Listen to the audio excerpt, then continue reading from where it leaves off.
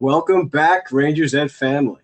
I am your host, Little Ed, and we are here with you live this week for a very special one, exciting one, a fun one, hopefully. The Rangers regular season wrap-up episode sponsored by Lucarelli Law. If you're in New York or Florida and you need some legal advice, make sure you reach out to Dom Lucarelli and tell him Rangers Ed sent you. I am joined by my co-host, as always, Coach Ed, and our producers, Nick and Dom, behind the scenes, who will be joining us a little bit later on. What's going on, Coach? You enjoying some playoff hockey as much as everybody else? Yeah, it's just fantastic. Very exciting. I love those Saturday and Sundays, though. We don't have to miss games and flick channels, but we're getting through it. Yeah, the Rangers. The NHL definitely hasn't figured out staggered on the weekends, but they got to work on the weeknights a little bit. Or you're just going to get multiple screens going, Coach. We'll have to figure that out a different time. But, yeah, we have our friend of the show, NHL analyst and fan favorite, Jonny Lazarus, here to join us, and we don't want to keep him from playoff hockey either for too long, so let's just bring him on right now. Let's get right into it. What's up? What's up, guys? How you doing? Everything good? Jonny, our man. Any blood? You're still good? You're safe back there? Honestly, she took over, so she doesn't. No one trusts me with a knife, so I didn't really. Right. I just made the first incision, and then the rest was all her.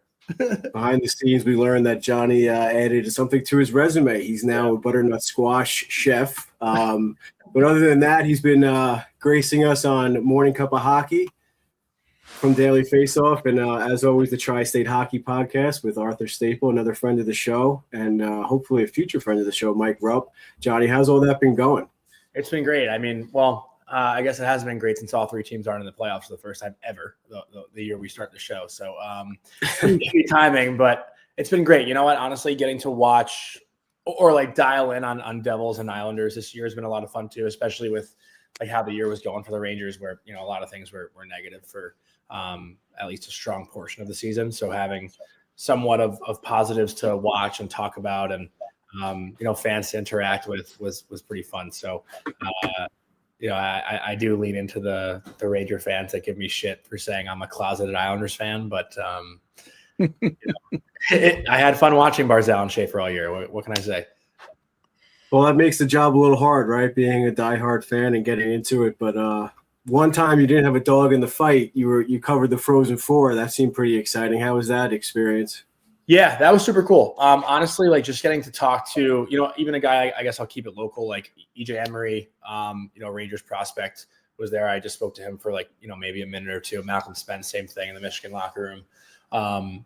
Speaking to guys who you will eventually see in that locker room, at least hopefully one day, is really cool. I think back to being at the 2023 draft and meeting Gabe and meeting Drew, and now getting to talk to them, after a game, and they see my face knowing it's familiar.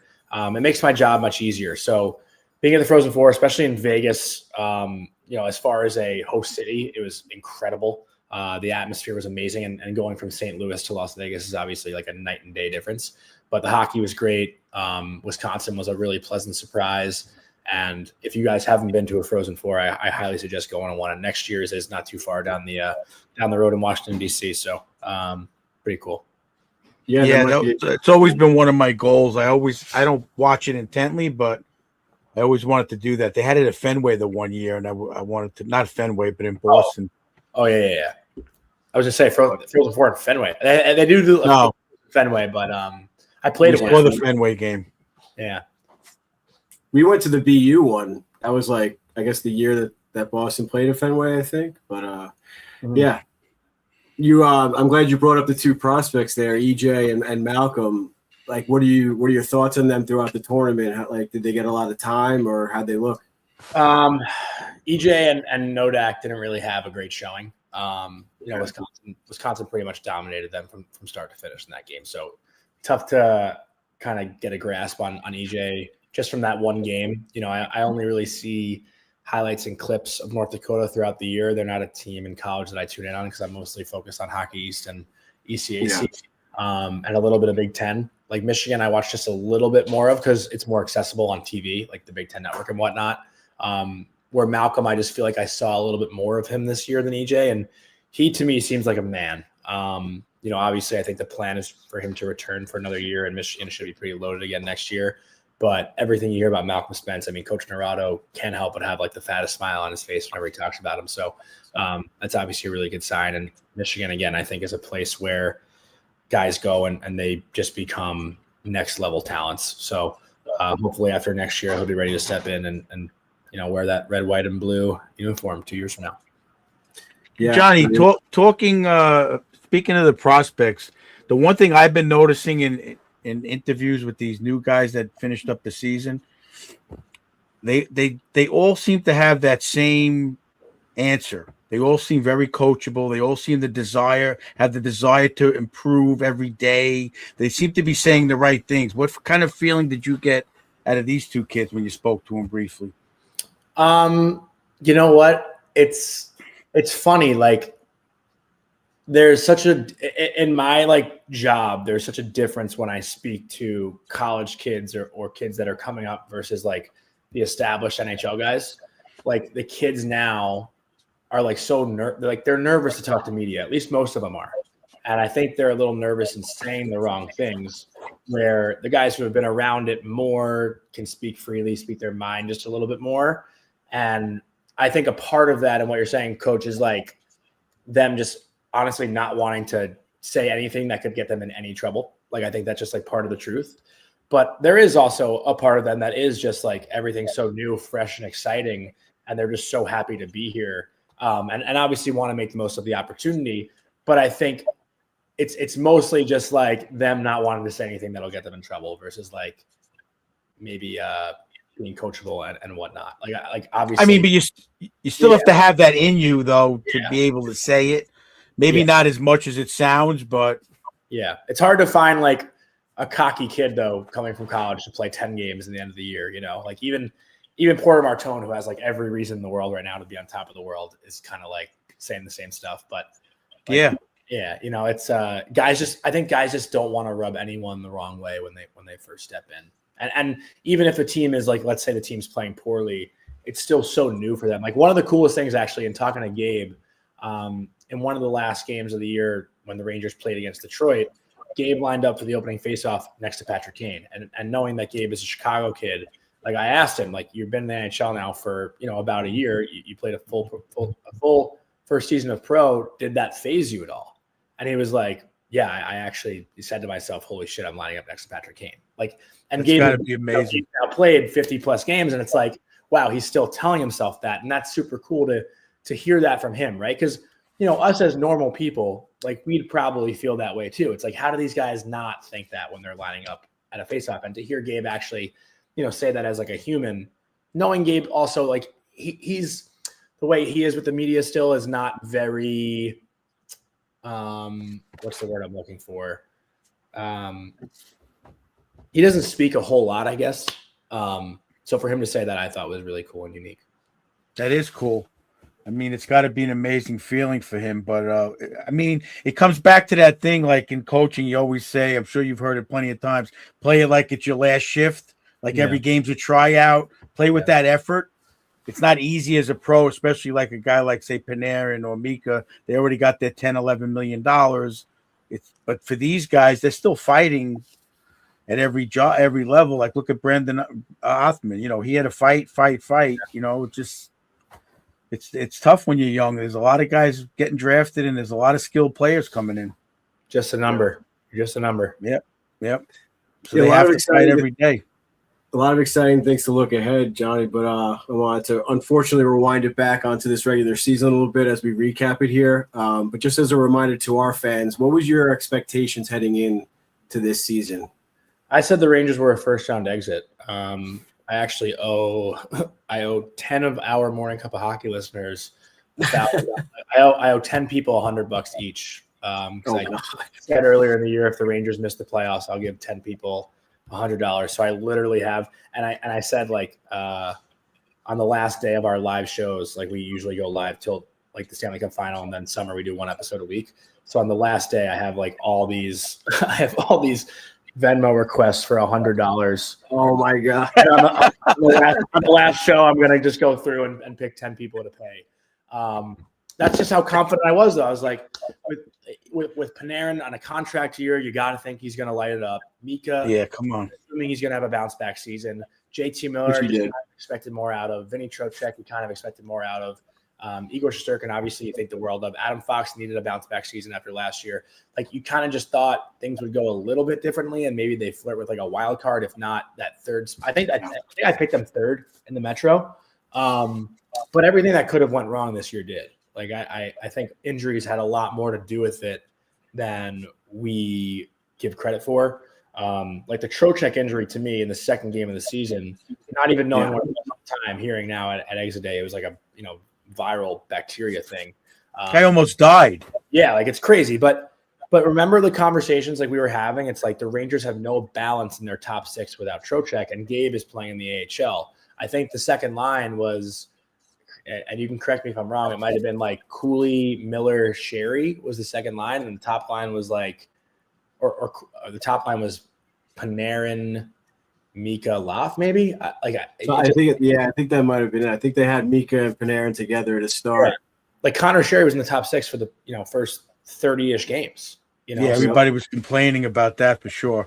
Yeah, and he wasn't even the problem. The problem was that the top guys weren't doing enough. So like Loff was off to a horrible start. But I just think a lot of things that could have gone wrong this year did. And even then, like at Christmas, the Rangers were 1 point out of the playoffs.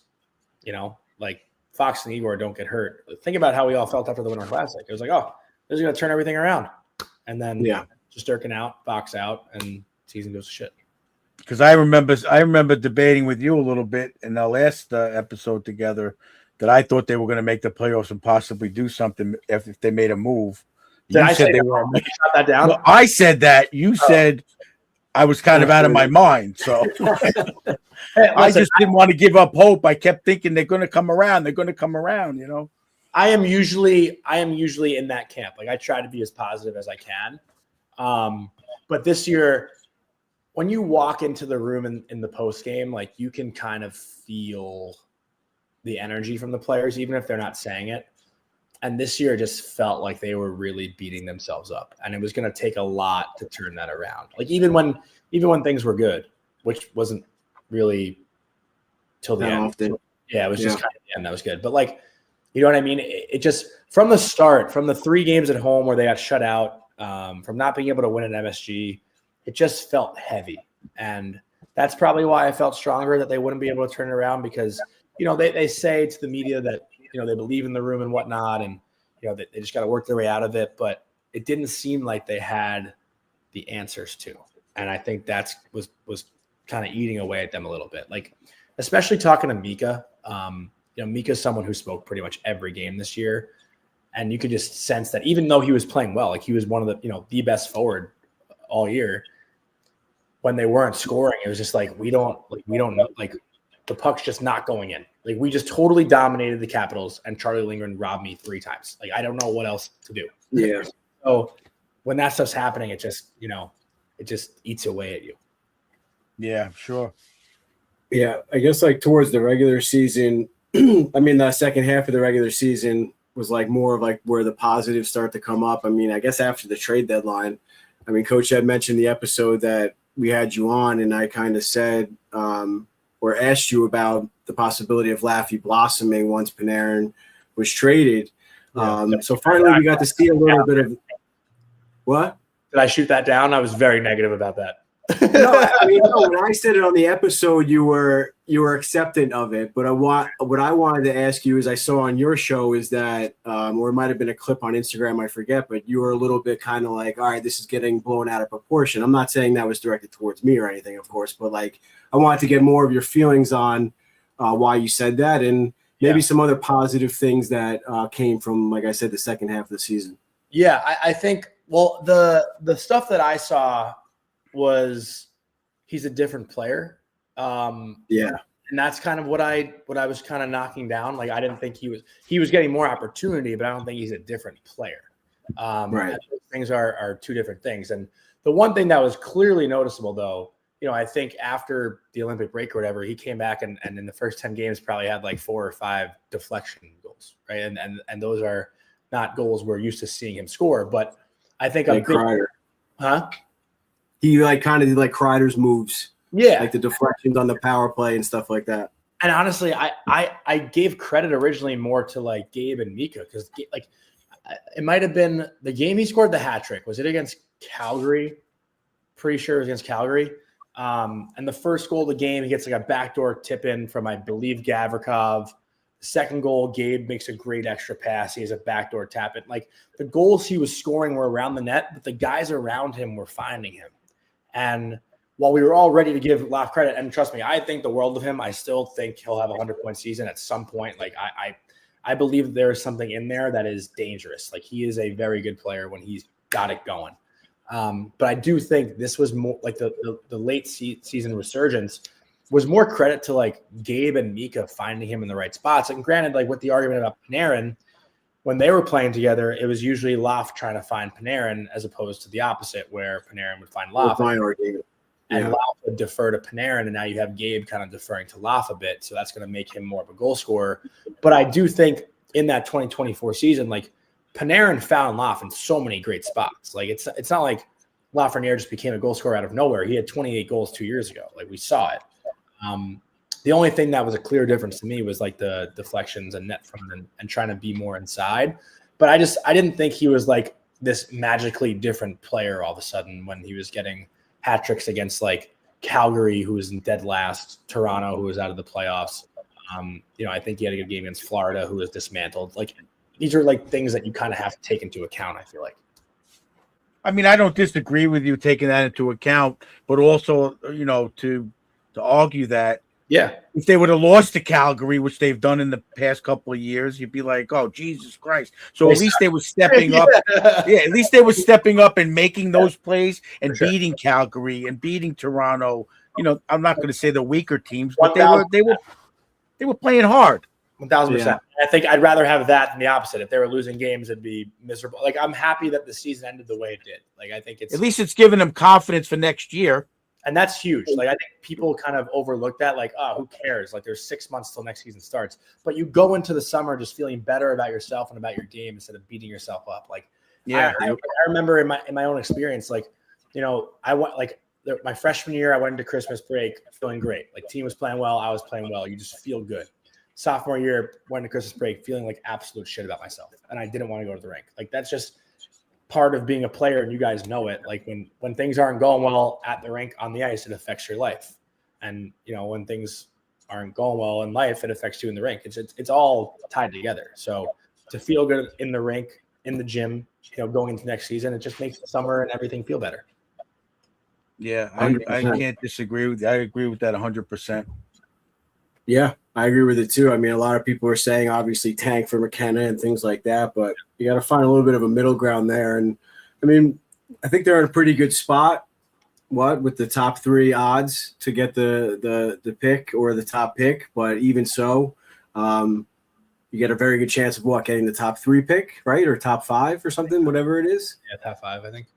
But another thing that you said that on one of your shows I thought was very interesting is that the possibility. Receipts, huh?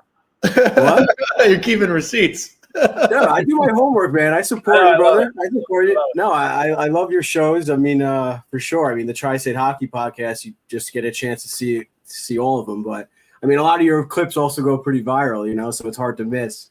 But the one where you said like the possibility of them trading that pick, you think that's something that you might come to fruition there, or? That wasn't something I think they should do, but that's something that I could see them wanting to explore. Especially with the name. Obviously, like I hate having the Brady Tkachuk conversation. Like I can't express that enough how much I hate talking about it. But it seems like it's unavoidable. Well, there goes the next question. Oh, is that, yeah. Well, yeah. But it's honestly it's unavoidable though, right? Like I'm realistic to the fact that it's unavoidable. But I think like they want to turn this around if they can as quickly as they can. And if they see a name out there, let's say those names are available in Tkachuk and Matthews and, McDavid 2 years from now and whatnot or whatever, if things don't go well in Edmonton and who knows what happens there, which again, these things aren't guaranteed, but if there is a realm of possibility that they can go do something, I could see them easily risking a pick to go get one of those names, even Quinn Hughes, who I still wouldn't count out. he's got That one would year, be something. he's got 1 year left on his deal, and I know they were in that trade for him or in the discussion. So I just think they would explore that. I think, and the difference with those players versus the history is all those guys that I just listed are in their primes now. It's not like the typical get Brad Richards after his prime, get St. Louis after his prime, get Rick Nash after his prime. Marion Gaborik was kind of like flirting with the prime.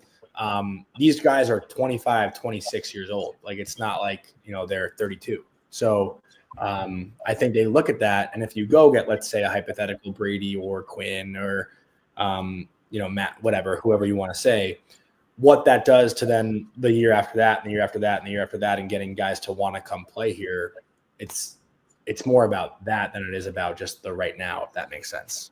Guys. Guys. I mean, let's face it, it's New York. It's not good.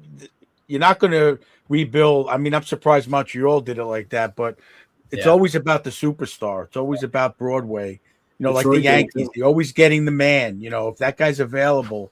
But also to go not against that, but the players these days, they can play till 36, 38 years old. Years ago, if you were playing at 36, you were an old man in the league. These guys are physically fit. They're in really good shape. It's a little bit of a different game, but it is nice to know that these guys are only 26 and they're going to be available. So yeah, but I also think the guys who truly care about winning, there is definitely still a bit of concern for wanting to come here. I think, from players that I've spoken to who just ask what's going on with the Rangers, why is this happening? What's going on? They're like, the questions is how do they get out of it? Right. I've had I think 3 conversations with current guys of how are they going to get out of it? And I honestly say, I actually don't know. This is the first summer I think that I can think of since doing this, fully invested in working in hockey and stuff, where people ask me what's the first move the Rangers should make. And I'm like, I genuinely don't even know what the best move would be for the first move. I think keeping Trocheck is smart. I think trading Trocheck is also smart. What I mean? I'm not one way or the other. I was at the deadline, but now that they've held on to him, to me, it's just different.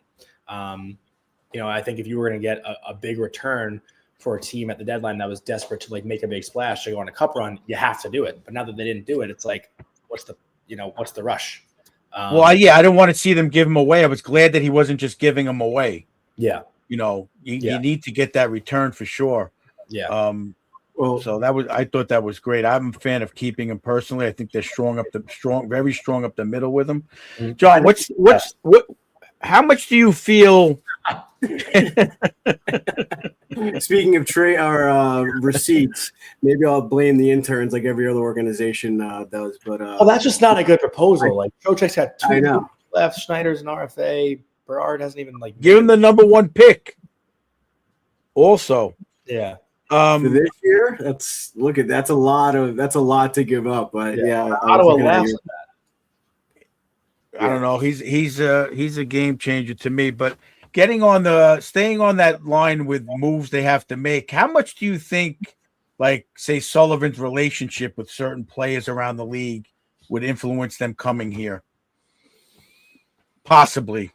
Yeah, like a Quinn Hughes or like a USA guys, Yeah, I think that stuff definitely matters a bit. I don't think that's the end all be all. Just because also you could have a guy come here and the Rangers suck again and Sullivan gets fired. You know what I mean? Yeah, 100%.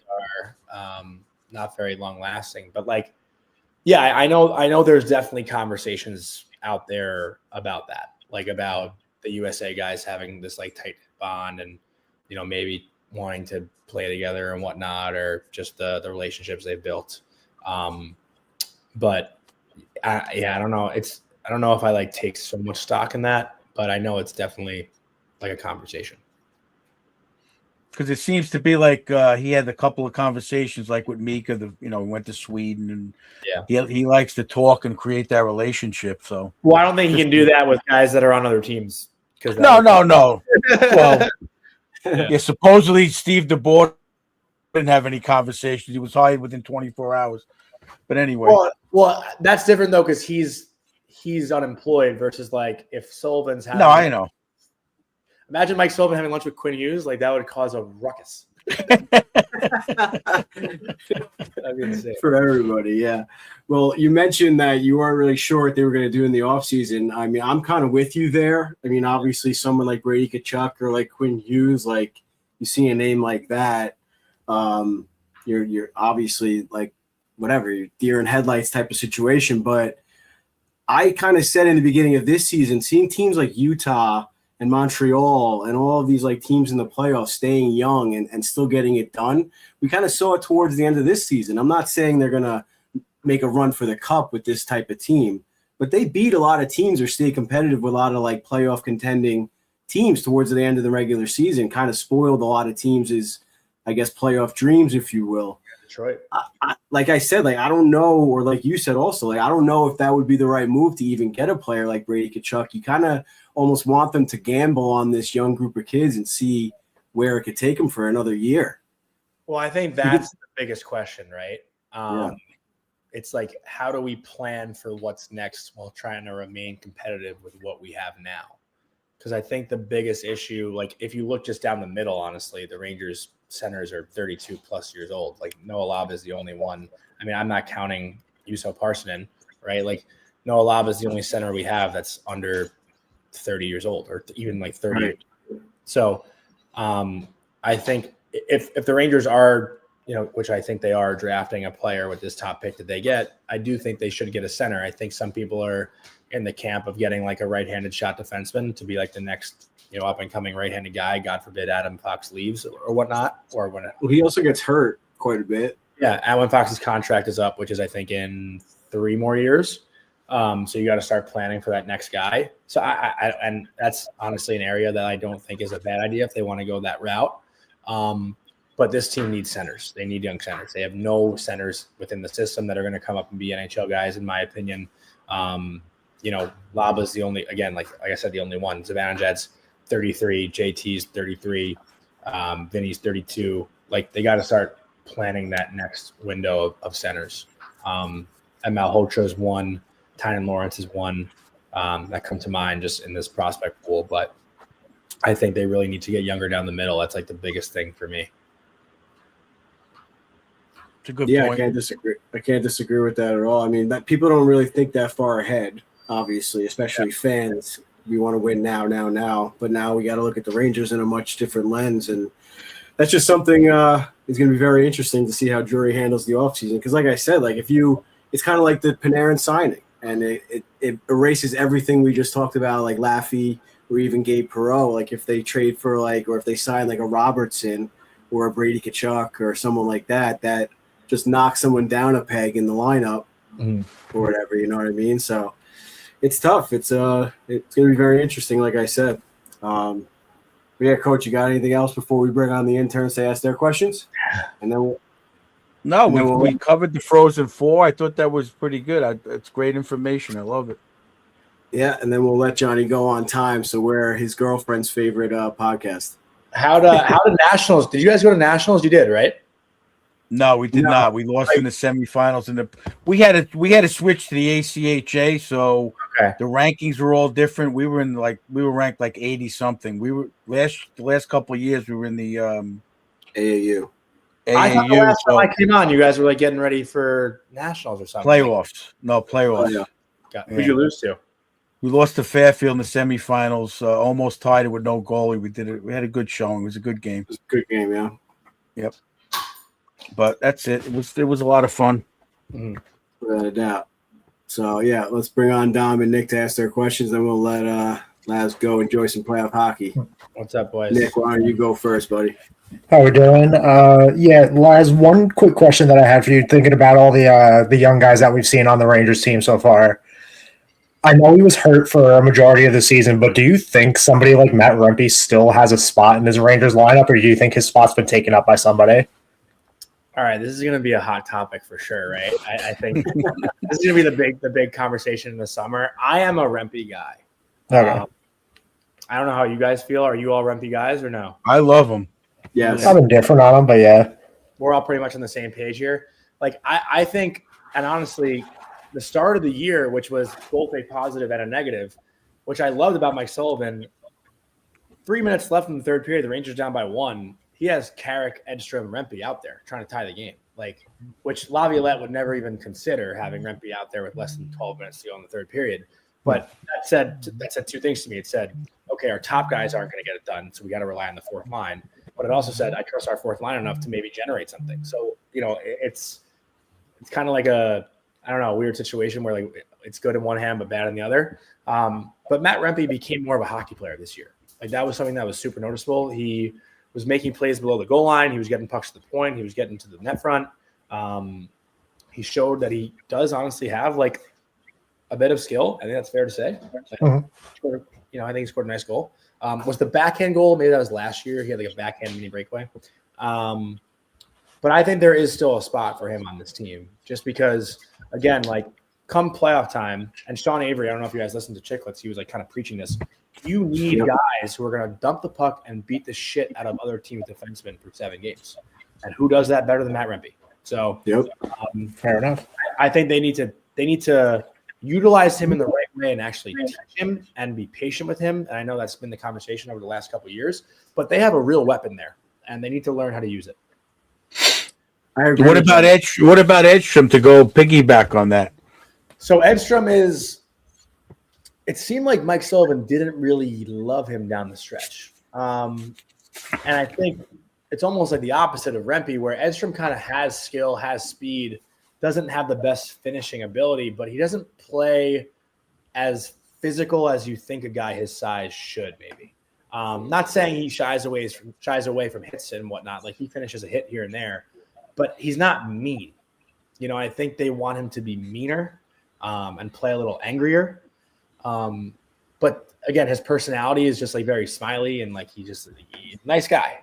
I was a nice guy and I didn't go anywhere because I was too nice. But I think that's something that they need to like just try to channel within him and get it out.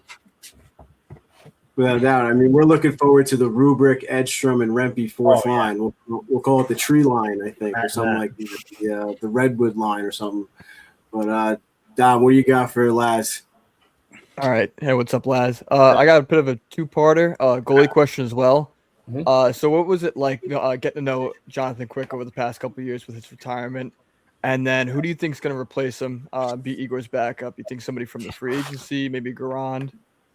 Okay, the first part, it's funny. I remember like my first time walking into the locker room. I don't remember the exact question I asked, but he gave me like a one-word answer, and I just like kind of shit my pants. I was like, I had no follow-up because I was like, I thought he'd like maybe give me at least like a sentence or two. So he just said like, nope, 2 points. Like that's all he said, something like that. And I just like froze. So I didn't know what to say. And then I remember walking away and talking to Arthur Stable, and I was like, Jonathan Quick doesn't really say much. He goes, no, you should know better to like, that's a learning experience for you. Like whenever you ask Jonathan Quick a question about himself or the team or like a save or whatever, he's just all about like the team. He doesn't want to talk about himself. He's not one to really like joke around either. He's a very competitive, like dialed in, serious guy. But I will say I had a really nice like one-on-one sit down with him, which I turned into like a written story back in like 2024 playoffs when the Rangers had lost game 4 and 5 to Carolina. And I was speaking to him about being on this side of a 3-0 potential choke because he was on the Kings team that came back from down 3-0 against San Jose back in 2014. So I was asking him about like when that team started to believe that they could do it and what Carolina might be feeling right now in this series. And, going back in Carolina for game 6 and like how nerve-wracking that could be, compared to when he did it 10 years prior. And he was basically just saying like, he knocked down the notion of momentum shifting from game to game. He was like, every game is new. Like, it doesn't matter. We could have just lost 10-0 in game 5. Game 6 is totally different. And like, to me, being young and kind of like new to the media stuff, I would always say like, oh, the Rangers just got shit pumped. Like they're definitely going to lose game 6. Like Carolina has all the momentum. The Rangers have all the pressure. And you saw it last night, like with Boston and Buffalo, right? Like Boston gets shit kicked on home ice. And last night they go to Buffalo and they play a hell of a game and Swayman stands on his head. Like, which is proof that momentum does not really go from game to game in the playoffs. So I found that perspective really unique.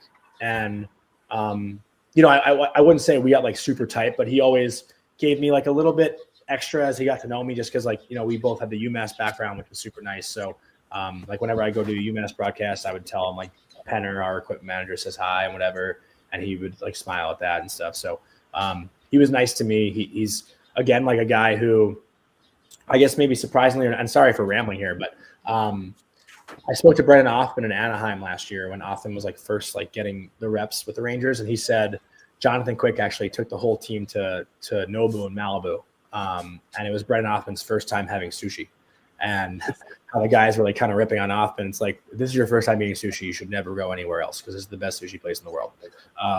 So that was like a good set the bar pretty high. Yeah, they all said that like Quick was the guy though. Like if you needed a team dinner or something on the road to get the guys together, like he was the one doing it. And you know, I just found that super interesting because that didn't seem like his personality to us in the media. But that's who he was behind the scenes. I think that's super cool. And you obviously hear the way that like Vinny Trocheck and all the guys talked about him and how much he meant in that room. So it sucks that he's gone. And to answer the second part after the really long-winded first part. No, that was great, man. Thank you. It's a great story. Oh, thank you guys. I do think it was Garand. Just because, like, from speaking with Garand a little bit, like, he wants to be here. Like, I think he wants to learn from Igor. I don't think he's looking for, like, I mean, every goalie wants to play, but it's different now, too, right? Like, you can be a backup goalie and get 30 starts. Like, it's not like Garand's going to play 10 games. So, Right. I think he's kind of honing in that challenge. Also, Garand, by the way, drove back to Kamloops from New York, which is like 36 hours maybe or something. Or it took him like 3 days. It was like a 3-day trip that he said he's, or even 5 days. He's also just he's a really nice guy. Like I've really enjoyed talking to Dylan Garand. So he's a guy I think who Ranger fans, as the more they get to know him, will kind of love him. And again, like who's the last? I guess Georgiev would be the last like young quote unquote backup we've had. You know, we had Halak that like 1 or 2 years, then I think into Quick. So having like a young guy who's hungry and Igor can maybe like be the mentor now, can't be a bad thing. Yeah, we always. I mean, he's another guy who says a lot of good stuff in his interviews. Garand Seems like he's got a great attitude. Yeah, he does. He really does. He's a really nice kid, very humble. A lot, honestly, like that's the one thing about all the Hartford kids that I've noticed, and honestly, it to me it stems to Johnny Brodzinski, who I cannot say enough good things about. Like I love Johnny Brodzinski. He is the nicest, most humble guy that I think I've ever spoken to in the NHL. And all those guys gravitate toward him, and I think he just kind of teaches them to not take any opportunity for granted. And I think Garand, you could really tell with him that he wasn't. You know what he started 3 games, 4, 3, 2 games in Tampa. I think it was 3. 3. And he was just like so happy to be here, but so not satisfied at all. Like he was like, I've gotten here and now I want to stay here. I never want to go back down. So, yeah, that's what he said. Mm-hmm. Yeah. But at the same time, it looks like he's not, I mean, yeah, if it happens, I'm sure great, but he's not looking to steal anyone's job. No. I always got that feeling with Georgiev that he was just like always like I know goalies are supposed to have like that good competition, but it always seemed like a little bit negative between them. Like you want to see the goalies hug at the end and like, or at least do like a stick tap or whatever after a win. It always seemed like forced between them. But with Garand and Igor already seems like he's like welcoming him in under his wing a little bit. Yeah. You know, so that's really good to see. Definitely. I agree about the Georgiev thing, but I think also like a somewhat of a different situation just because like Hank was like kind of on the way out and both. Yeah, it was weird. Like Igor is now like established enough where like if you're coming to the Rangers, Right. you know you're the backup. Yep. But that said too, like I think back to 2015, you know, Henrik gets hurt, Cam Talbot steps in, and the Rangers win the President's Trophy. You know, they needed their backup to play well. And this year, had Jonathan Quick not been here, like that's Garand's net for however many games where Igor was out. So, like, you need your backup to be a 1B. You know, like, Definitely. That's today's NHL. Well, that's how Talking we got about playoffs with Hank too. When Hank got hit in the throat, they had it was Cam Talbot that year, right? That almost like they could have won like the dual Vezina that year. You know, they had a great, outstanding year as a duo. Coach, what were you gonna say? from what you were saying about Quick and how he is a team player, do you think that had anything to do with him retiring? Seeing that giving Garand his shot? Not to make it a soap opera, but No, That's an no, all no. need to watch. I think he probably knew this like a couple Was months it? ago. Yeah, I don't know. Like he's not one to say much. But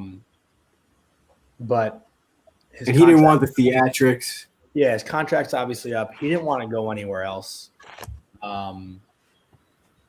He's got. He didn't want like the Kids. last game at the every arena type of thing. Yeah, he just doesn't Probably. make it about himself. I don't think that's something Yeah. he's like fully comfortable with. I don't know. But yeah, I wouldn't say knowing the competitor Jonathan Quick is, I wouldn't say someone else having the opportunity is the reason why he retired. Not to put words in his mouth. I'm not saying that's not why. Maybe it made him think and saying, you know what, let this Time kid to get the pass the shot. I'm torch. done. Yeah, You know what I'm saying? Maybe it had a little something to do with it. I'm not saying Sure that was a was little bit of a factor. I could see Quick like working with the organization though, maybe. Yeah, in that's some capacity. yeah. I mean, getting All back to your statement about the guys with Hartford, that's one of the things I looked into. The common denominator is all these kids, most of them are Drury draft picks. Yeah. And to me, their character is on the same level. Yeah. And Yeah. their demeanor. I think the Rangers finished like their like last game of the season or whatnot had like I'll try to name it off the top of my head.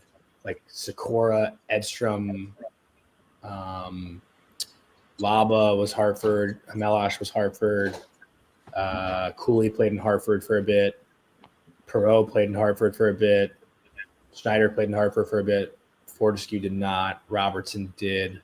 Like there was just like 7 or 8 guys, Jonny Brzezinski, like 7 or 8 guys that was like in Hartford when I feel like a few years ago maybe they had 1 or 2. Yeah.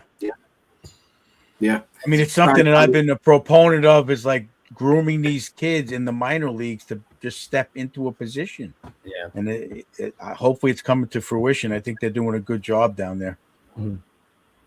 All right, we got one more for you. I guess it could be a 2-word answer if you want, or you can give a reason if you want as well. But we did our blind rankings last week of ex-Rangers that are in the playoffs right now. Oh, So who would be your number one ex-Ranger that's in the playoffs? Who you would want back on the team? Oh, I'd want back on the team. Yeah. Ooh. Keandre Miller. Wow. That was a shocking answer. Okay. Yeah. Well, I'm trying to I didn't really take a lot of time to think about it. Who else is it? Panarin's out. Well, yeah, Dom and Nick, who'd you guys give us on the blind rankings at least? Who did we give? We gave Panarin. That was the last one. Zuki, Oh my God. Zuccarello. Howden. Yeah, it was Trouba, Zuki, Howden, Keandre Miller, and Brad. I guess I wasn't really considering Brett since LA's out, but I'd still go Keandre. I think I loved Keandre. I was a big Keandre fan. I know things didn't really go well the last year or so, but I think the potential for him is through the roof. Like you're seeing what it's like for him in Carolina. He's been a good fit there. He's a good dude. Big body, needs to play a little bit more physical. I think he just tried to do too much here. Like you're seeing anyone could go to Carolina and look good, but like you're seeing in a simpler style of hockey, he's not like overcomplicating or thinking too much or overhandling pucks. He's just doing his job and keeping it simple. And I think here he was looked at to be like the, second best offensive defenseman after Adam Fox. And he felt like he needed to do a little bit more offensively and it got him in trouble. So I don't know. I like Keandre a lot. I was a big fan of his. And I think the Rangers could use strength on their left side. So probably go to Keandre. All right, no doubt. No doubt. Well, Jonny, I think we're hitting 6:45 on the dot. So Getting that's the what's look. up. Thank you guys. I appreciate it always. I love coming on with you guys. It's always fun. Thank you. Tell your girlfriend thank you also. Yeah, enjoy that butternut squash. We love having you, and good luck with all your shows and all your content. You do a great job, and we'll have you back on soon for some summer stuff. Yeah, I'll be on Long Island if you guys are ripping any like roller or whatever. Oh, hell yeah. Let me know. Shoot me a text or something. I'd love to come play. Oh, that'd be awesome for sure. Later, man. Well, thank you, Johnny, as always, for coming on. I think that's like his 4th or 5th time, maybe even 6th. I'm not really sure exactly, but he's definitely become somewhat of a regular. And we love having Johnny on and seeing him at the Garden. And yeah, I mean, if we could tear it up with some roller hockey with him over the summer, that'd be awesome. So maybe we got to get a little podcast game, have Dom suit up or strap on the pads, and see what we got. Yeah. I played college roller hockey as well, along with ice. So No doubt. strap Awesome. up the pads. All right, guys. Well, that was a fun interview. What did you guys think? Yeah, I think he was able to give us a lot better of an idea of what the Rangers offseason should look like than the Rangers probably have an idea of what their offseason should look like. So I'm happy with that. Thank you, Lazzy. Yeah, you guys did asked some great questions, Dom. I mean, queued up that story with Jonathan Quick. I mean, that had to made you a little happy there.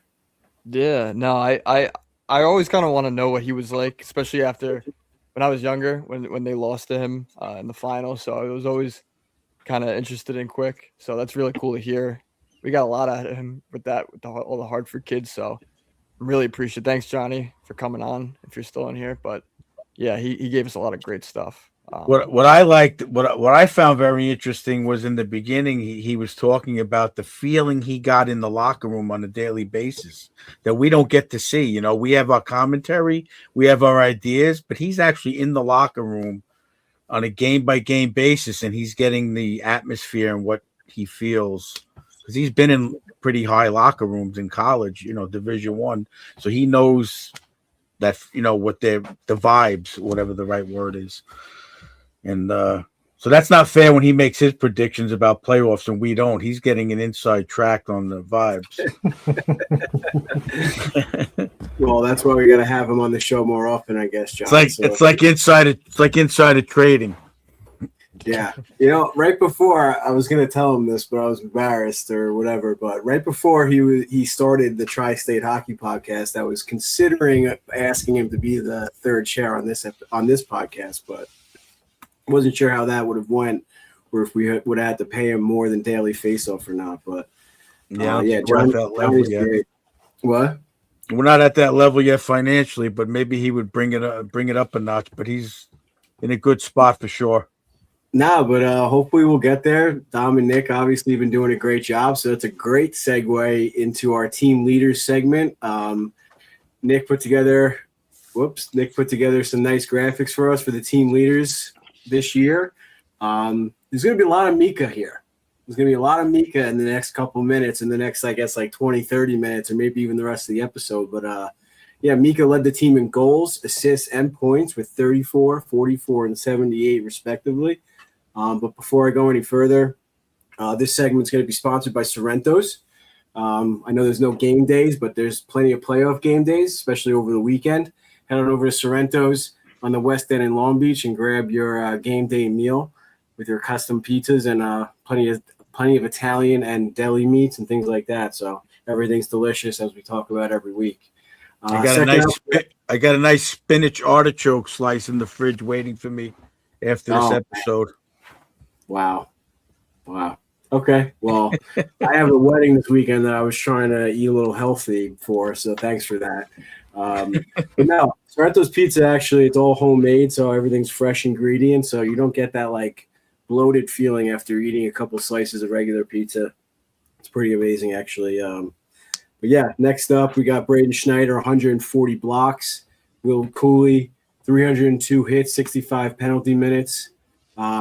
You guys can cut it in at any point to chat about anybody if you want while this keeps going here. But I thought it was great that Schneider had the 140 blocks, Coach. I know he's your boy. What do you think about that one? I think it's great. I didn't realize it. You know, I thought he was having a little bit of a down season, to be honest with you. But I guess towards the end, he really picked it up with everybody else, too. He got a little comfortable with he was playing with Robertson towards the end, wasn't he? Yeah. Robertson, and then who did I keep saying towards the end? Him and Fortescue. Towards the end. Seemed like a nice pair. No, him and Robertson before that, but Fortescue was called up at the end of the season. And I kept saying, like, finally, maybe he'll have a consistent partner if Fortescue sticks around and they keep them together. But I was going to say Will Cooley was one of those players that I didn't think had a great season, but he quietly had another 30-goal season or another 20-goal season, boys? 20? 23 or something. Yeah. Yeah, I just thought his body language seemed off over the course of the season, and I said it a few times in our group chat, but still, 302 hits and 65 penalty minutes, definitely not something to shake your head at. I know he got into a few scraps, stuck up for a few teammates, and he seems like one of those leaders or future leaders that aren't wearing a letter on his chest. But we'll get into that later with our podcast award, so a little sneak preview of that, giving out a team leader award that doesn't necessarily wear a letter on his chest. So, yeah, I thought that was great. And like I said, Nick, great job on these graphics. Thank you. And we'll get to let's see who we got up next. We didn't really talk about the Mika one, but like I said, we're going to have plenty to talk about Mika, I think, in the next couple slides here. Vlad Gavrikov led the team with time on ice with 1,945 minutes and 28 seconds, which is a lot of time, or seems like a lot of time, but if you break it down game by game, it's pretty not that crazy. But that also has a lot to do with Adam Fox being hurt, I think, right? Because I guess he didn't get a lot of power play time and penalty kill time in those games, obviously, that he was out. But Gavrikov was a force, man. He surprised a lot of us. He did really well when Fox was out, and it seemed like he really anchored the blue line there. I mean, he had to be a leader. You missed one, Nick. I think goal scored by a defenseman. He's got to be the top guy on the team, right? Ooh, that's a good question. I believe so. He had 12 or 13. What did he finish with? I don't think anybody had. Did Fox get? I don't know if Fox beat him. Well, that was the thing. That was the thing. I mean, everyone thought Gavrikov was going to be the anchor for Fox and the strong left-handed defenseman just playing a lot of defense. And he surprised a lot of people across the NHL from what I was hearing. He was joining the play a lot. I mean, Coach, you and I had a little bit of an inside joke towards the end of the year. Gavrikov's down low again. What the hell's going on? He was always down low below the goal line, but he's huge. So getting that guy in on the forecheck, as long as someone's covering for them, covering for him, that's great. But Nick, I think Coach, to answer your question real quick, and I apologize for cutting you off. He did lead the Rangers in goal scoring by a defenseman with 14 goals. 14, wow. Okay. I'll give you a break, Nick, because you're a rookie still. So, well, if you wanted that added to the outline, Coach, all you have to do is add it into the note. Well, I had the team leaders. Nick did a great job filling in all the info there, but no, it's great stuff. He's got to learn that I'm only breaking his shoes. Yeah, for sure. The thing with Gavrikov, though, they mention it a lot on the Valaket mentioned it a few times during the season. He was down low a lot, but he never got caught deep and the other team scored. I don't want to say never, but it's not like he was making bad decisions. He always seemed to know when to go down low and where the puck was and take that chance when it wasn't a big risk. So I think that's what, that's a dynamic that really you can teach it, but a lot of that's in you. So he's got that sense, which is cool to see. Yeah, he definitely surprised a lot of us. What do we got next here? I think the last but not least is the Shesterkin stats. He led with the goals against and the save percentage, obviously, for the Rangers. Quick didn't have as good of a year as he did in the past, which might be another reason, I guess, other than him being a team player, as Coach asked Laz, but maybe that was part of the reason he decided to hang him up. He didn't really have it anymore. But Igor, save percentage and goals against, 9.12 and a 2.50. Dom, what do you think about Igor getting snubbed from the Vezina finalist conversation? Because he also was pretty high up in goals above expected, I believe, in the league.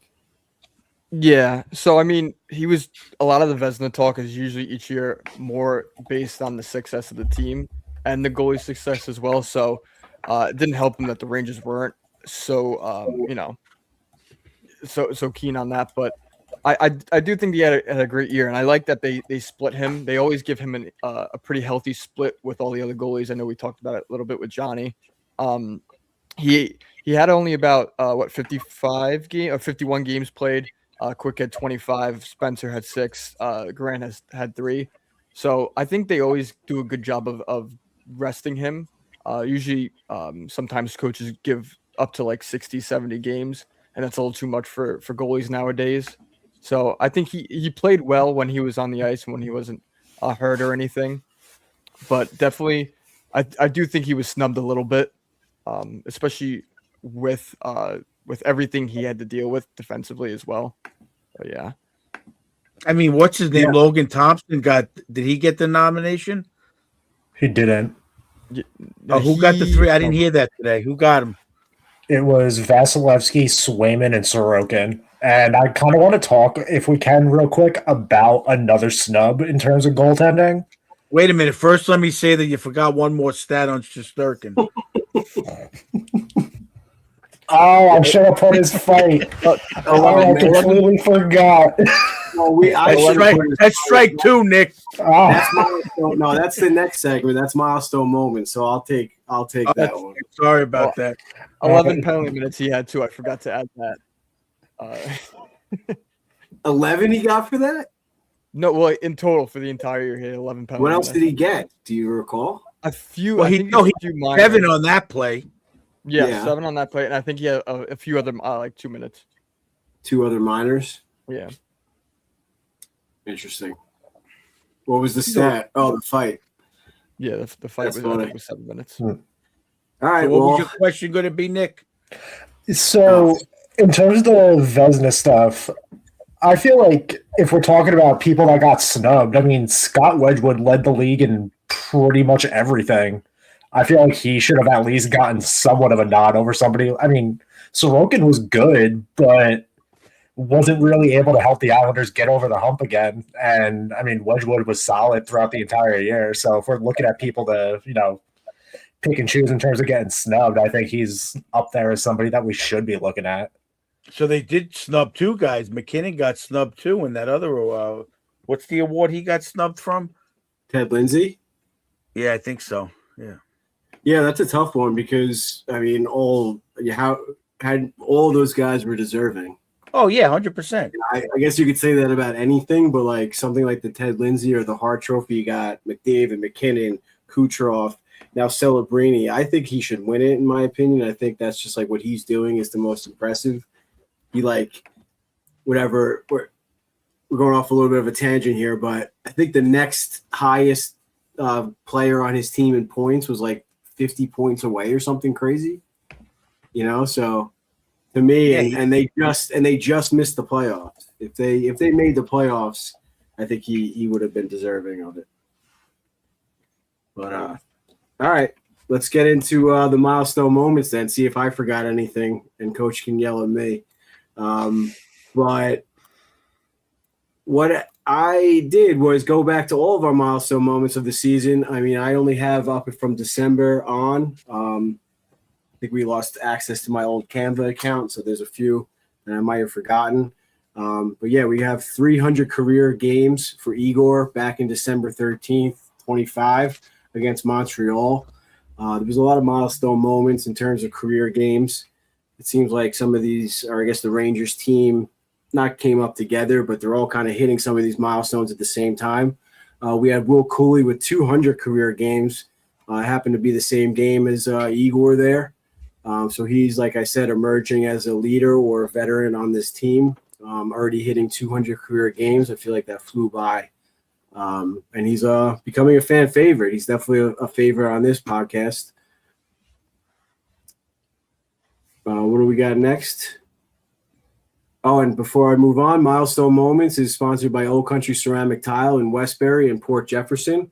You need to redo your kitchen or any of your flooring in your house, head on over to Old Country Ceramic Tile. And if you need some advice, you can always hit up Coach Ed, and he can meet you over there. R.I.P. Artemi Panarin, first career penalty shot goal, which I was a little surprised about, and that was, again, in that same Montreal game. There's a lot of repeats, a lot of milestones all in the same games, I noticed.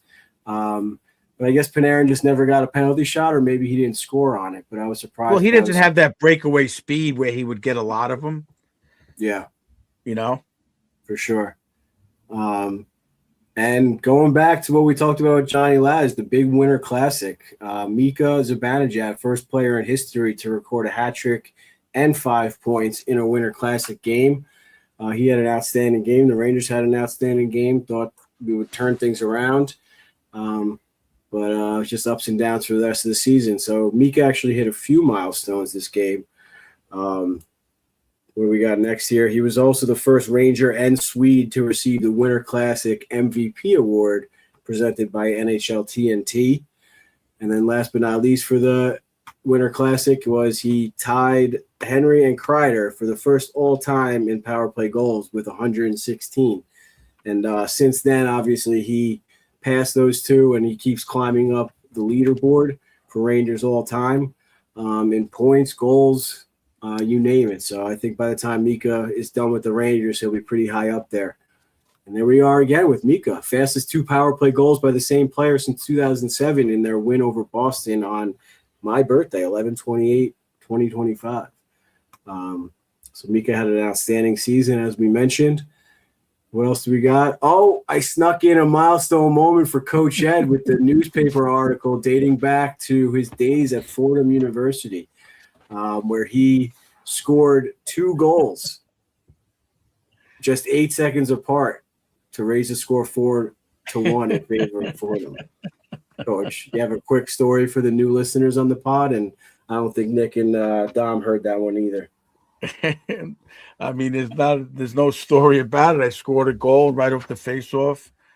The other team actually won the faceoff back. I don't remember a lot about my career, but I remember the other team won the faceoff back. I jumped it, tipped it forward. The goalie came out to play it, to beat me to it, and I chipped it away and put it in. So what year was that? Dating that If I'm back not to- mistaken, I think Pop was there.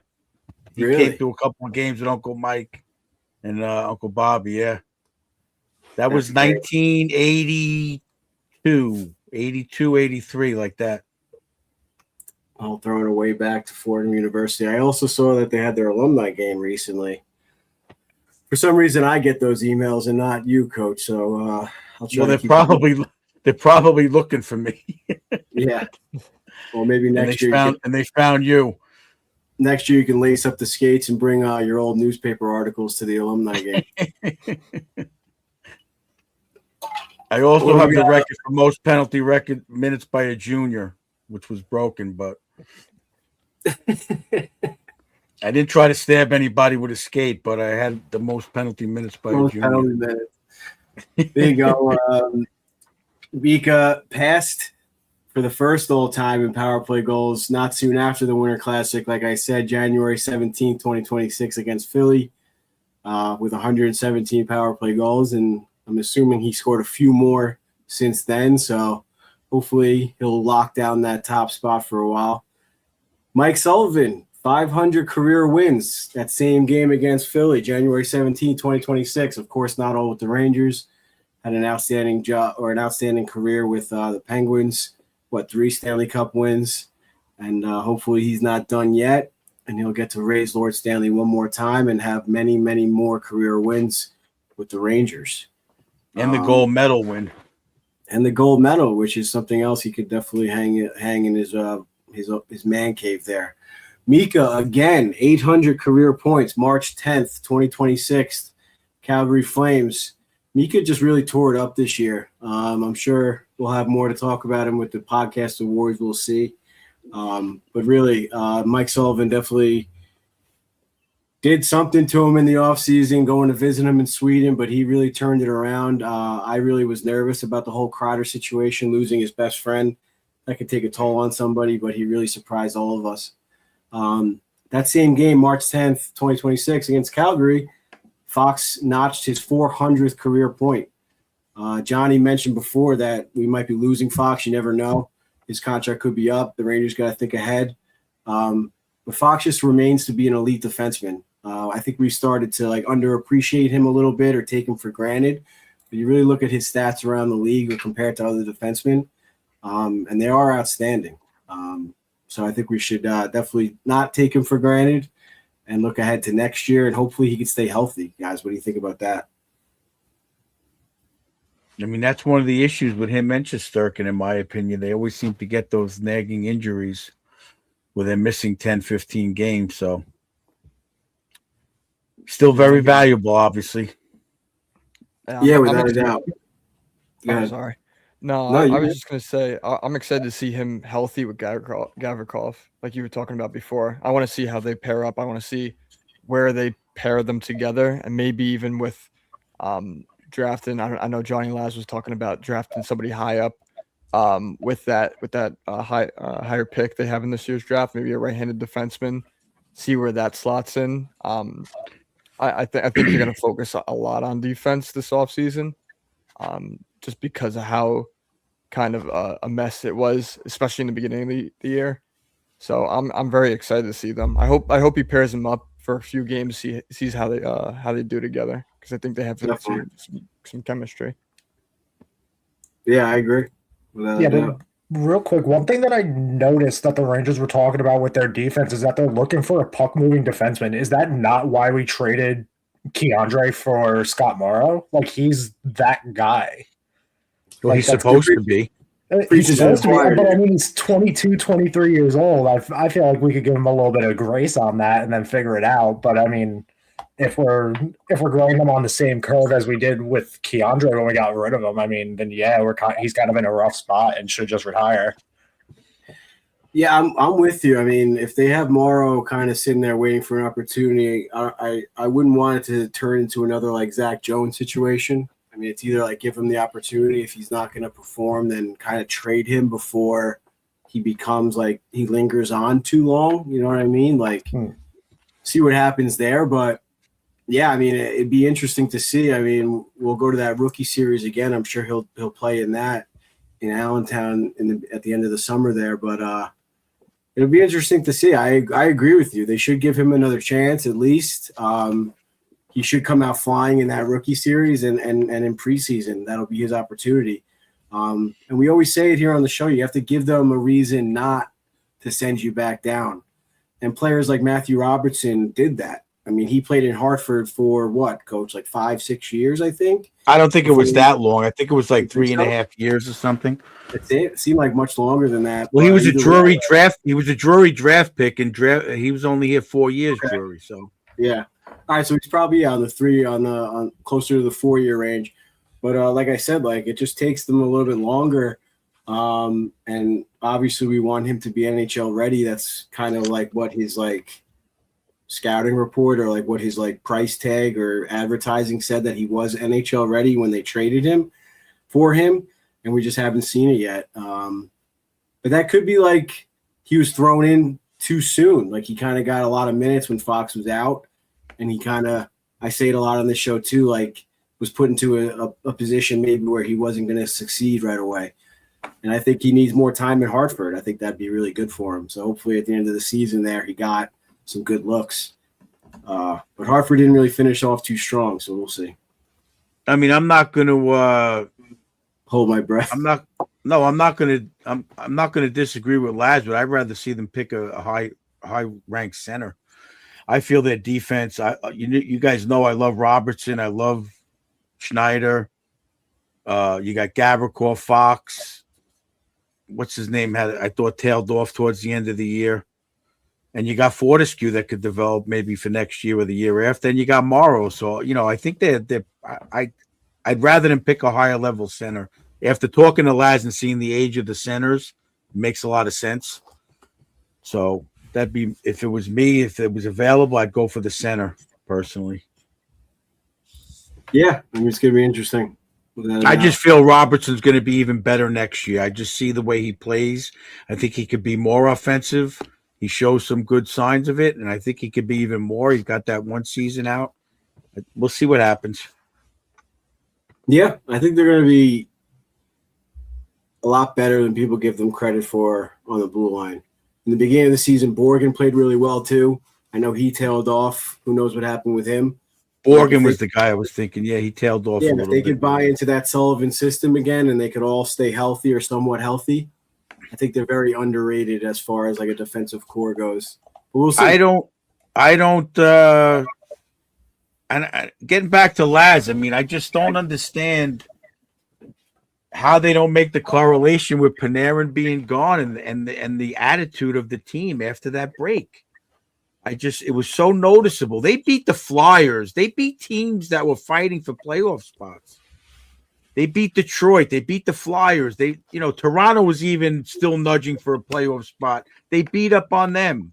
Their attitude, and I think, and again, the Johnny Brzezinski comment he made was, you just saw when those guys scored, they were all growing up together for years, and it was just great to see. And I think it's going to continue. I'm hoping it does. Yeah, that's definitely something we're going to visit in the some of our summer season or summer episodes. Is like discussing who we think and who should be on the team next year. Definitely got to visit some of those questions with the draft lottery, free agent episodes, things like that. So we'll see. Getting back to the milestone moments brought to you by Old Country Ceramic Tile.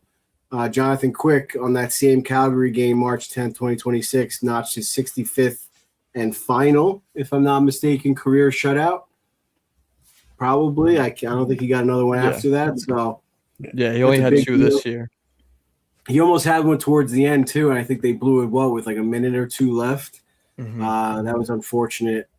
And on the subject of Quick, I didn't want to take up too much of Johnny Lazarus' time, like we kept saying, but I felt like they should have given him another game or a few games there towards the end of the season, especially one more at home. I think they gave his last game was where in Detroit. Was it Detroit? I think it was Detroit, but either way, it was definitely away. I feel like they should have given him one more at home, or even that last home game of the season against Buffalo. They were well out of a playoff spot. Obviously, there's no reason to play. Sorry, cut you off. It was April 13th. It was for the Florida Panthers. He lost 3-2. Oh, it was the Panthers? Yeah. Yeah, I feel like they could have given him that last home game of the season. I was a little upset about that. I think that would have been a nice send-off, but it is what it is. I'm sure they had their reasons. But like we said already before, outstanding career for Jonathan Quick. Wish him nothing but the best in retirement. And like you said, or like Johnny said, I hope he comes back and he's part of the team somehow. I know Rempe lived with him for a while. I wonder if he still does. We should have asked Laz that question if he knew that. But getting back to our regular scheduled program of Mika Zibanejad, 1,000 career games, March 23rd, 2026, hit that 1,000 career game plateau. Obviously very special. Not many players in the history of the NHL did that. But like Coach had mentioned before, a lot of these guys are playing 36, 38 years old. So I feel like that's going to happen more and more often. I think like 1,500 games is going to be the next like serious or actual plateau. You know what I mean? Yeah. Everybody talks about Panarin being the greatest free agent signing in Rangers history. This trade for Mika has to be up there with the best, the greatest trade in Rangers history. Looking at all these stats, I mean, you look at him. We touched on the fact that he may be up in the rafters at some point, or should he be? And it's he's breaking every record of everybody that's up in the rafters. So other than Leach, and yeah, I mean, it's outstanding. It really is. Another player that I feel like we kind of take for granted. I mean, I was definitely one of those players or one of those guys. I might have been on the side of trying to trade him a couple years ago, and I guess I just want to take this time to apologize and say I'm sorry. And I wish I don't wish that on him at all. I think he should retire a Ranger and keep this going, especially if he's going to play like this. I mean, listen, if he's going to mail it in again next year and take another year off, we might have something else to say again. But if he continues like this and continues to mentor the kids the right way and does things like this, and like Laz said, he's always in the media. He never shies away from the microphone. He's just a true leader and could be in the rafters one day, especially if they win the cup, there's no doubt. But who knows if they don't? We'll see. You guys have any thoughts on Mika? I think this is the last Mika slide, but I'm not sure. Yeah, I like to piggy up. I think Coach read my mind or my notes, but that Brassard trade with him 1-1, that's got to be one of the best trades I think in Ranger history, other than the trades they made in '94 to get a couple of those guys, but that was but those trades were just like to win the cup. They weren't like Exactly. career Rangers, you know what I mean? Yeah. I Well, mean, they got, Messier, like, of course, but yeah, McTavish, they got all those like depth guys to get, but I think Yeah. that just seeing Brassard after, I mean, Brassard was great on the Rangers, but seeing him and and his time in Ottawa after that, it's just night and day. So I like that coach brought that up. Yeah, the longevity of it all. I mean, the immediate impact of some of those players in '94 and stuff, of course, but the longevity of him sticking around and not just being another trade piece or something like that, obviously, yeah, speaks volumes. It's just outstanding. So don't take Mika for granted any longer. And my cat's around here somewhere, but I named my cat after Mika going on 6 years ago. So hopefully he sticks around for a long time also. All right, what else we got after Mika? I think we got a lot of first goal celebrations from the young kids. Let's start out with Coach Ed's boy, Matthew Robertson, October 18th, 2025, early into this season against the Canadiens. Robertson notched his first NHL goal, and Coach Ed's sporting his Little Ed's Workshop Robertson plaque there. So that's pretty cool with the felt lettering. And definitely head on over to Little Ed's Workshop and place your order. I owe Nick and Dom their plaques. Ty Cartier and Jonathan Quick once again to commemorate that outstanding career. What jerseys do you guys want though? Not to put you I like the blue. I think I like the Centennial. Yeah, the Centennial. Probably just the classic homes.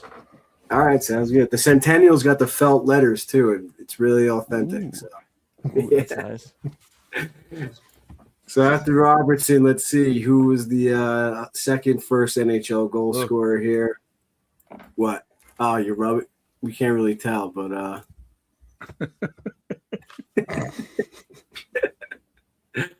don't dirty them up with your dirty callous fingers there. But Noah Lobb is second up there against Calgary, October 26th, later that month, 2025. Notched his first career goal. Lava became a podcast favorite. Shout out to that NYR. I always do this. That NYR Ranger girl on Instagram and all social media. It's her favorite player or one of her favorite players behind Will Cooley. After that, Gabe Perreault graced us with his presence. December 18th, 2025 against the Blues. Scored his first NHL goal and never looked back. Didn't get sent back down to Hartford after that. Just kept on going, seeing the ice really well. And like I said, not giving them a reason to send them back down. Right? I don't think he went back down. I think he did after that. I think he. I don't know. I don't remember.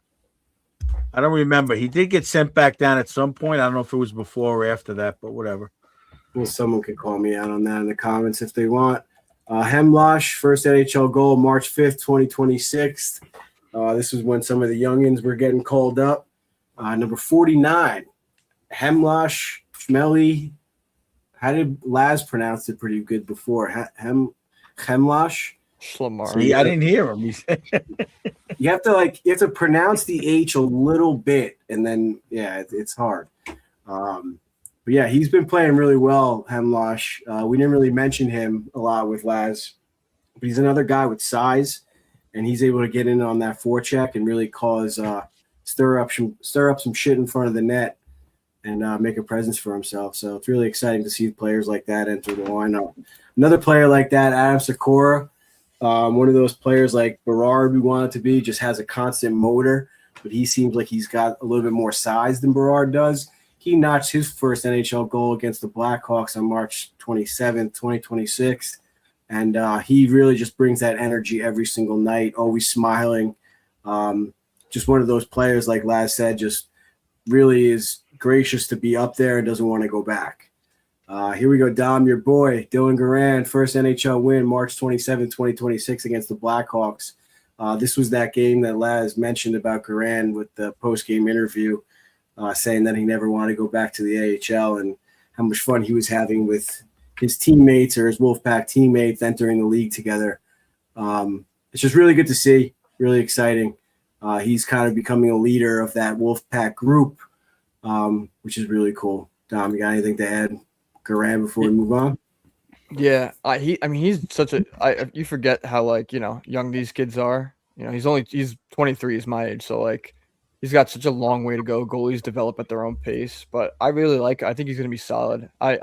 If they do stick with him and start him maybe 25 games, 30 games, I think he's gonna do solid.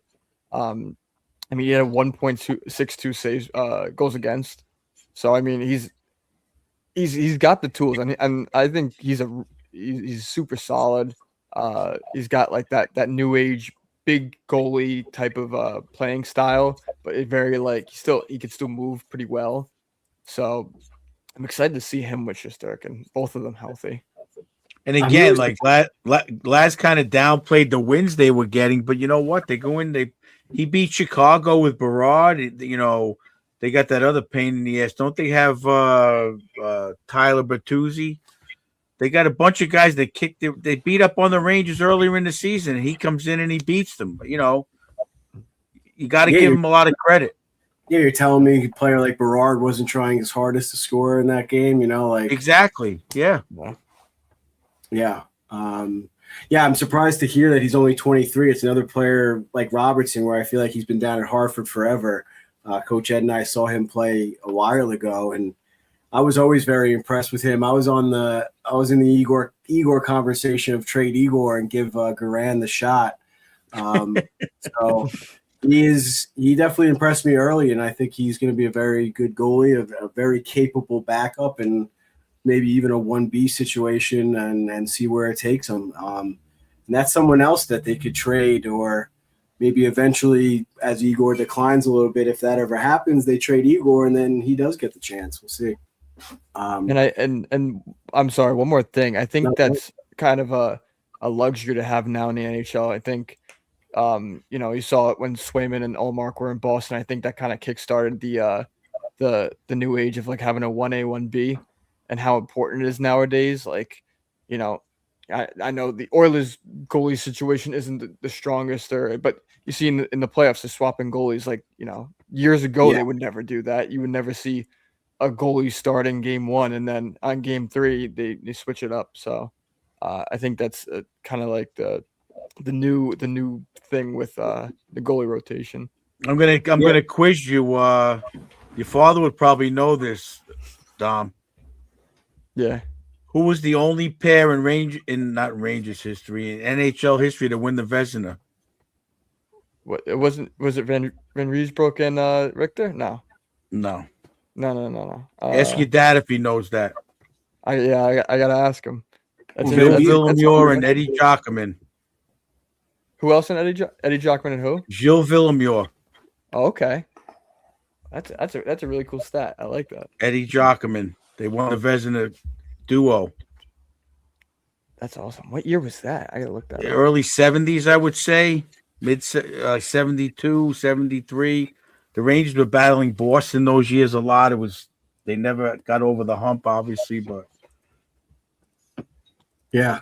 Well, it's just fantastic to see that we are still in good hands in the crease, going from Richter, going back even further, Jockman, John Davidson, Richter, to Hank. Van Beesbrook. Well, I skipped Van Beesbrook, yeah, of course. To Hank, to Shesterkin, and now maybe even to Dylan Garan. So you look at it like this year, Centennial year, they had those MSG shorts, and when they did it on the goalies in the Centennial, going all the way back to Chuck Rain, there's like 12 goalies in NHL in Ranger history that were like, I'm going to say there's 7 Hall of Famers, some maybe 8. It's a lot. And only 4 cups. And the year was 1971, Coach. 71, okay. Yeah. I was only not 8 years old, so. Yeah, it's interesting that you said the whole goalie tandem too, because I heard Matthew Tkachuk on Chiclet said that you still kind of need that dog. You still need that like true number one, but at the same time, like my with some of my college friends, we do this fantasy every year for the playoffs where we all draft 3 players, 2 defensemen, and a goalie, right? And in years past, I forget who it was, they drafted like Carolina's goalie, I think it was, and Frederick Anderson went down, but they still made it to the Eastern Conference Finals, so he didn't get any of the goalie stats. So this year we decided to do you draft like a team's goaltending. So like I have Tampa's goalies as a tandem. So like if Vasilevsky gets hurt, but they still make a run, I still get all those points. So I think it's like more better for that situation where you have your number 1 guy, but you also have a very capable number 2 guy that'll still win you some games in the playoffs. I think it's a little not unhealthy. That's the wrong word, but to go back and forth between goalies, I don't think that's going to do it. We'll see. Well, it hasn't been done yet, but you never know. We'll see. It has to be, first of all, this playing with the psyche of a goaltender, it has to be an ideal situation with two guys with mental stability that are willing to give that up, which when they compete at that level, like there's no way Lundqvist would ever want to do that. His competitive level is he wants to be in there every night. So he gave in to not playing every night, but he wants to be there every night. You know, so he even wanted to play so bad. He wanted to go to Washington to play, you know. But I always argued the fact that Brodeur played a lot. Why aren't these guys playing a lot? But then I'm thinking when Laz was talking, the speed of the game is so quick. Like going back to the 70s, the goalies were good, but the speed of the game was the puck was down on the other end of the ice, and it took a long time for it to come back this way. You know what I'm saying? So now it's so bang bang, you're constantly tense, and the mental stress and the physical stress, it's a totally different animal. So to do that, to sustain that for 80, say 70 games plus playoffs is a lot. And then go into the next season. It's a lot. I got to say it's a difficult situation. So having that second guy definitely is a trend in the right direction. It didn't really occur to me till just now, but you brought up the Ullmark and Swayman situation. That's probably why Ullmark played so well that year, is because he was able to take those games off and have decompress, right? And now we see him in Ottawa where he doesn't want to play every night. Right. Right. So that is interesting. Like Coach said, it's 2 different mentalities. And they had such a great relationship. I know I forgot who was talking. I think was Laz talking about that, how like the goalies having like such a good relationship is really, really crucial. Like how Georgiev didn't look like he did. Like they were hugging every game, Ullmark and Swayman, and they were doing their thing. And they did fantastic that year, Boston. So yeah, so hopefully we got that with Garand and Igor next season. Last but not least, Drew Fortescue got the call up late after Boston College, right? Was knocked out of the tournament, and he notched his first NHL point on March 27, 2026. Like I said before, it seems like he's got a lot of promise as a defenseman. Wasn't shying away from contact, but at the same time, he got beat up a little bit, so I think he'll focus pretty heavily on the gym in the offseason and come back stronger and continue on his path. You guys got anything to add on our milestone moments here before we wrap it up? No. Yeah, so I mean, a lot of positives to look back on with our milestone moments, but unfortunately, it was in a not so good season. Imagine if Mika notched all those records and stuff in like a really exciting, positive, whatever playoff season. Would have been a lot of fun, but hopefully next year we continue on and we have more milestone moments to talk about. Otherwise, Old Country Tile is shit out of luck. But, all right, let's take a quick break. Play the Coach Ed or Coach's Corner commercial. Shout out to Bella, and we'll get into a quick Coach's Corner and then finish off this season wrap up and continue on with some playoff talk after this. Hey everybody, Coach Ed here. I'm over here in the shop at Bella Italia, Marble, Granite, and Quartz, picking up my order for a nice little bathroom I'm doing. I've been a contractor almost as long as I'm a hockey coach. So listen to me when I tell you, when you want the quality work and craftsmanship, come and see the boys over at Bella. They serve all 5 boroughs, Westchester, Long Island, all the way out to Montauk. Whether you're a Ranger fan, Islander fan, Devils fan, they're going to take care of you no matter what. Make sure you give them a call, 516-561-1018.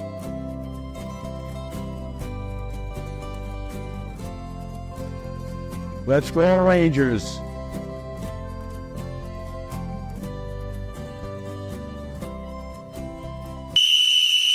All right, boys, bring it in.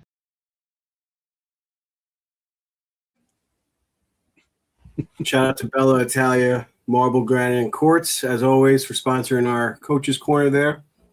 If you're looking to redo your kitchen or bathroom or anything and you need some nice marble, granite, or quartz, head on over to Bella and meet Coach Ed over there. He loves hanging out with the boys over at Bella. Get a nice espresso. Now they're serving up Yeah, espressos back there? What the hell? Yeah, I get it. I went there the other day. I got a little espresso. I brought So we them a got pistachio croissant. So we got two sponsors that do kitchens and bathrooms. We got two sponsors that do espresso. So, Coach, what do you got for this week? Looking back on the season with the high expectations that the Rangers had and the low results, what do you do in the offseason as a head coach to prepare better for next year? Well, I guess it was hard for Sullivan really to prepare for this year. So what do you do as heading into the second year as head coach?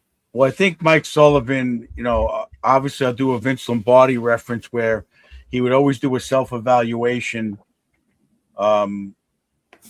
So when you're going at it full time, and Mike Sullivan seems to be in that same mindset, that he reminds me a lot, his stoicism, like Lombardi-esque.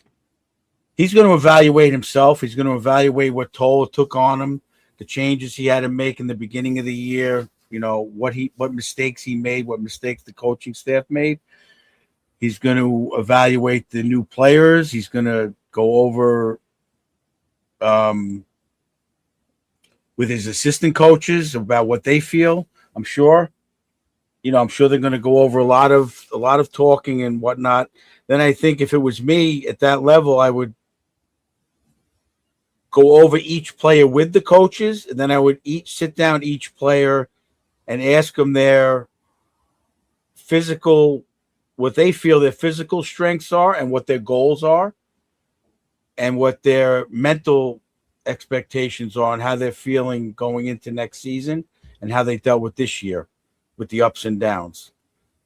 So after they get to that point, then I would hope he's going to meet with Drury, with the staff, evaluate each player together, and then go over what they need to take the next step for next year and, like Laz said, maybe the next 2 or 3 years, because they have to actually obviously plan ahead a little bit. The days of just winning the cup in 94 and not caring about the next year are over with the salary cap.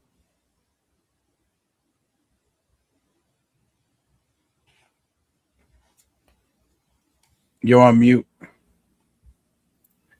Yeah, I mean, we saw Sullivan. We mentioned it before with Laz about him going to meet with Mika. I feel like that was, not last minute, but like that's just something that was like a high priority.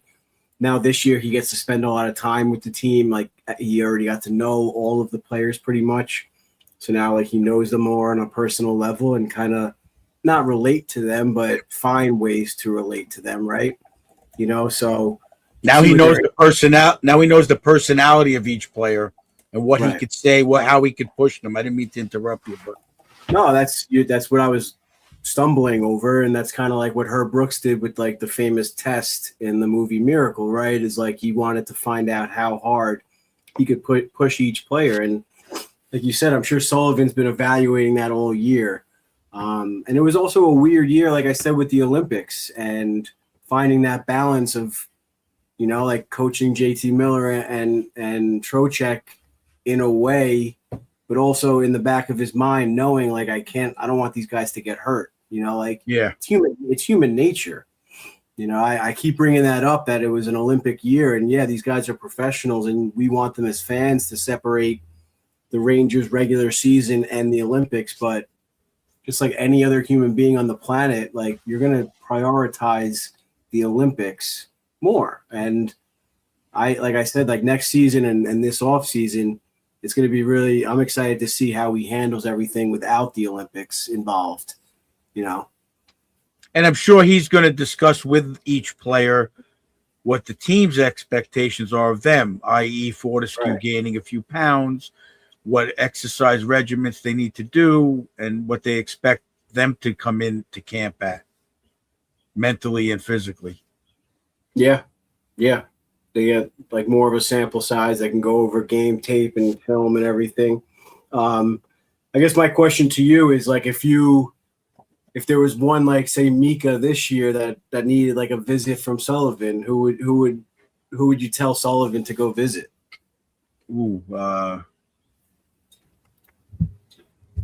That's a tough one because I just thought of that. I'm trying to think of someone who would be a game changer. Maybe he should go visit Fox, push him a little bit, and tell him we need you. We hope to have you around for a long time, and give him a little encouragement, being that he didn't pick him for the Olympic team, or they didn't pick him for the Olympic team.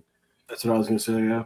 Maybe that would be something where he needs to calm his. Not that Fox is egotistical, but again, like you said, human nature. They feel slighted. No matter how you look at it. People talk. He reads articles. You hear people saying your family members or whatever. So maybe he needs to just reassure Fox of his position and how much they need him. I think that's a great answer. Yeah. I was going to say the Olympic situation. I think that would speak volumes, I guess, if you will, saying like, oh, obviously they know better than us who is more responsible with picking the team.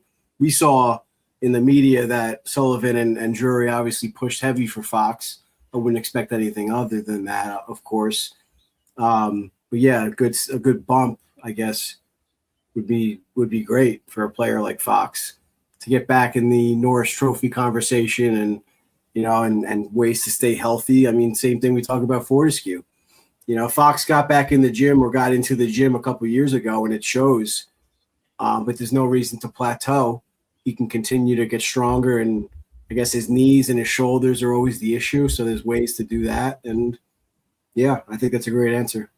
Well, it's like like you always hear Crosby's quotes, and a lot of great players. They always have to figure out, like, there's a way that Crosby can play at his age with all these young guys coming in with that speed. So Fox needs, he's obviously very good at making up for his lack of skating ability. So he needs to just figure out a couple of more things, watch tape, like you said, and work on it a little bit more, especially guys in the division playing against Hughes and playing against these guys. And the mental side of the game is definitely in his favor. So maybe he needs to strengthen, keep that enforced.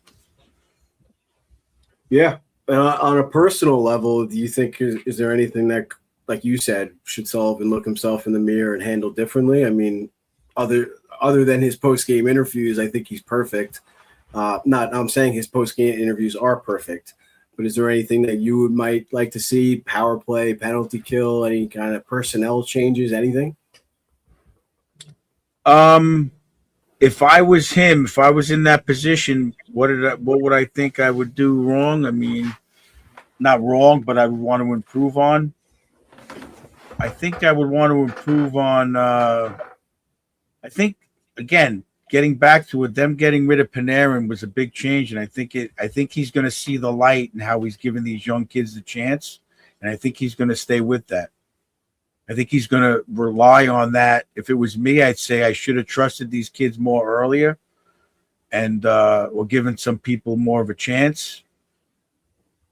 But it's like Laz said, they keep wanting to get out of that hole early. They couldn't get out of that hole. So when you're trying to chase and get out of that shutout situation they were in, it's hard to give the young guys a chance because, it's like he said also, putting Rempe out there down a goal in the last 4 minutes. It's hard to do that as a coach, even though Panarin and guys like that aren't going to play the game the way I feel you should. They're always their best chance to score. I've been through that situation a lot where you want to stick with the guys who are working hard, but then it's not your best chance to score and get back in it. So they were trying to dig out of it. So maybe he would reevaluate that, and that maybe he should change and gave them a little bit more confidence in giving them a shot and getting out of that hole. if anything. Yeah. Guys, you got anything for Coach before we move on? yeah. No. One thing, Coach, actually, I was going back to your corner from last week and what you were talking about. I noticed it, and it was in the Buffalo-Boston game midway through the second period. Guy on Boston lifted the puck up sky high. Two players on Buffalo's blue line just throwing their sticks up, trying to get it, and it lands 5 feet behind them. They looked ridiculous. So Stupid, right? yeah, they just look silly out there trying to flail at this puck that landed, and it wasn't even close to them. Like, you couldn't have even stuck your arm out to try to catch it, kind of thing. So in that situation, the guy could have just blew by them and got the puck, right? I didn't see the play. I don't remember the play, but I think there was somebody close enough to where if they both didn't pick him up, he could have just went right around him and had a pretty decent break. yeah, I'm glad you're paying attention, bud. There you go. I'm on Gallo too. I got to get everything that I can. All right, so now you're only down to now you got ball one. Yeah. You're 1 and 2. Well, no, it's plus minus like in hockey. So now he's a -1. No, Dom, did you have something before we move on? No, yeah, I really like what you had to say about Fox. I think it's a lot of it just from experiences. I think we talked about it last week also on the Coach's Corner, like knowing that your coach believes in you and has confidence in you. And, if he were to meet with Fox, I think that instills that confidence. And I don't know, like we've been saying all day on the pod, like I don't know what he did with Mika, whatever he said, but he's got that touch. And I think that that'll be beneficial. I think Fox is more, we've been talking how he's more of a focal point on this team that we know. And yeah, I just, it's going to be a lot of mental this offseason. We were talking about it with Laz as well, like just getting your mental back in. We missed the playoffs, but we got light at the end of the tunnel. It's a new season. So I like what you said about that, Coach. Yeah, I mean, I'm sure Sullivan learned a lot coaching in Pittsburgh, dealing with Malkin and Crosby. You're dealing with those alpha male personalities and having to learn how to deal with it and the egos and whatnot. And I'm sure he learned a lot. I told one of the kids that's coaching now, and he asked me for some advice, and I learned from a seminar, as soon as you think you know it all, you're done. It's like in any profession. As soon as you think you know it all and you don't want to learn anymore, it's the worst attitude you can have, And like this coach said, he coached at Oswego. They won the Division III championship, so he thought he didn't have to improve or change things. And then they came in last place the next year. So he learned his lesson. So I'm sure Sullivan's taking a lot out of that. And hopefully they do some team building in the offseason to keep them together. I would think they would. These young guys seem to hang out together and stuff. I'm sure they'll be skating together. And even if Rempe doesn't crack the lineup, I don't think he's the type that's going to hate these guys. He's going to want to work harder, and he's going to want to be with them. You know what I mean? He grew up on that team also. So they're all there. So Sullivan, I think, is going to push that and thrive on it. And there's a fine line. I made the statement last week about working outside your comfort zone. I saw that on Instagram again. It was Tom Brady who said it. He said the best coaches push you out of that comfort zone. That's how you improve. So knowing that limit to push them, not to push them to where they hate you when you're gone, but just to push them a little bit each time, they'll get better and better. Maybe that's how Gavrikov scored some goals. They pushed him into a power play role, and he had to learn on the fly, and he got it, So there's something to be said for that. But the players who accept that and want it are the best players. They're the players that are going to improve every year. The players who go cry in the corner like Kratzov, they're going to go back to Russia and play where they're coddled and they're the best player, and you can do whatever you want, So I think they weeded out a lot of those guys, and I feel like they're heading in the right direction. Yeah, definitely. All right, great Coach's Corner brought to you by Bella Italia Marble. Same as every week. Thanks again to Bella for another season. And we look forward to working with you more and more. Maybe have to film a secondary commercial to add to our repertoire there for Bella this summer. See what happens. Maybe Dom and Nick could take a trip to Long Island and help us film some content. Get an espresso. Espresso at Bella. We're going to Sorrento's for the espresso and for the food. We'll go to Bella for the marble and quartz. Let's not crisscross our sponsors here. We can get an espresso with both. That's true. That's true. To travel around Long Island, you need plenty of espresso. All right, guys, good stuff. Great corner. Let's round out the season wrap up here. Like I said, with our season awards. Last year I think we did pretty much the same ones. I don't really remember for sure, but this year I figured we would do Rookie of the Year, which is going to be your Alexei Kovalev Rookie of the Year award. Second, we're going to do our Jesper Fost Key Contributor Award, which goes to our Unsung Hero of the Season. The Keandre Bushnevich Doghouse of the Year Award, which shout out to Johnny Laz. I was not expecting that answer. Maybe we'll get into that when we get to the Doghouse. Next, our Mark Messier Team Leader Award. And like I mentioned before, it does not have to be a captain on the team. It could be someone that might be up-and-coming leader or is emerging as a leader. And then last but not least, our Brian Leach Team MVP Award. So like I said, let's get started with the Alexei Kovalev Rookie of the Year Award. I'll go first with this one. I'm going to give it to Gabe Perreault. I really enjoyed what I saw from him.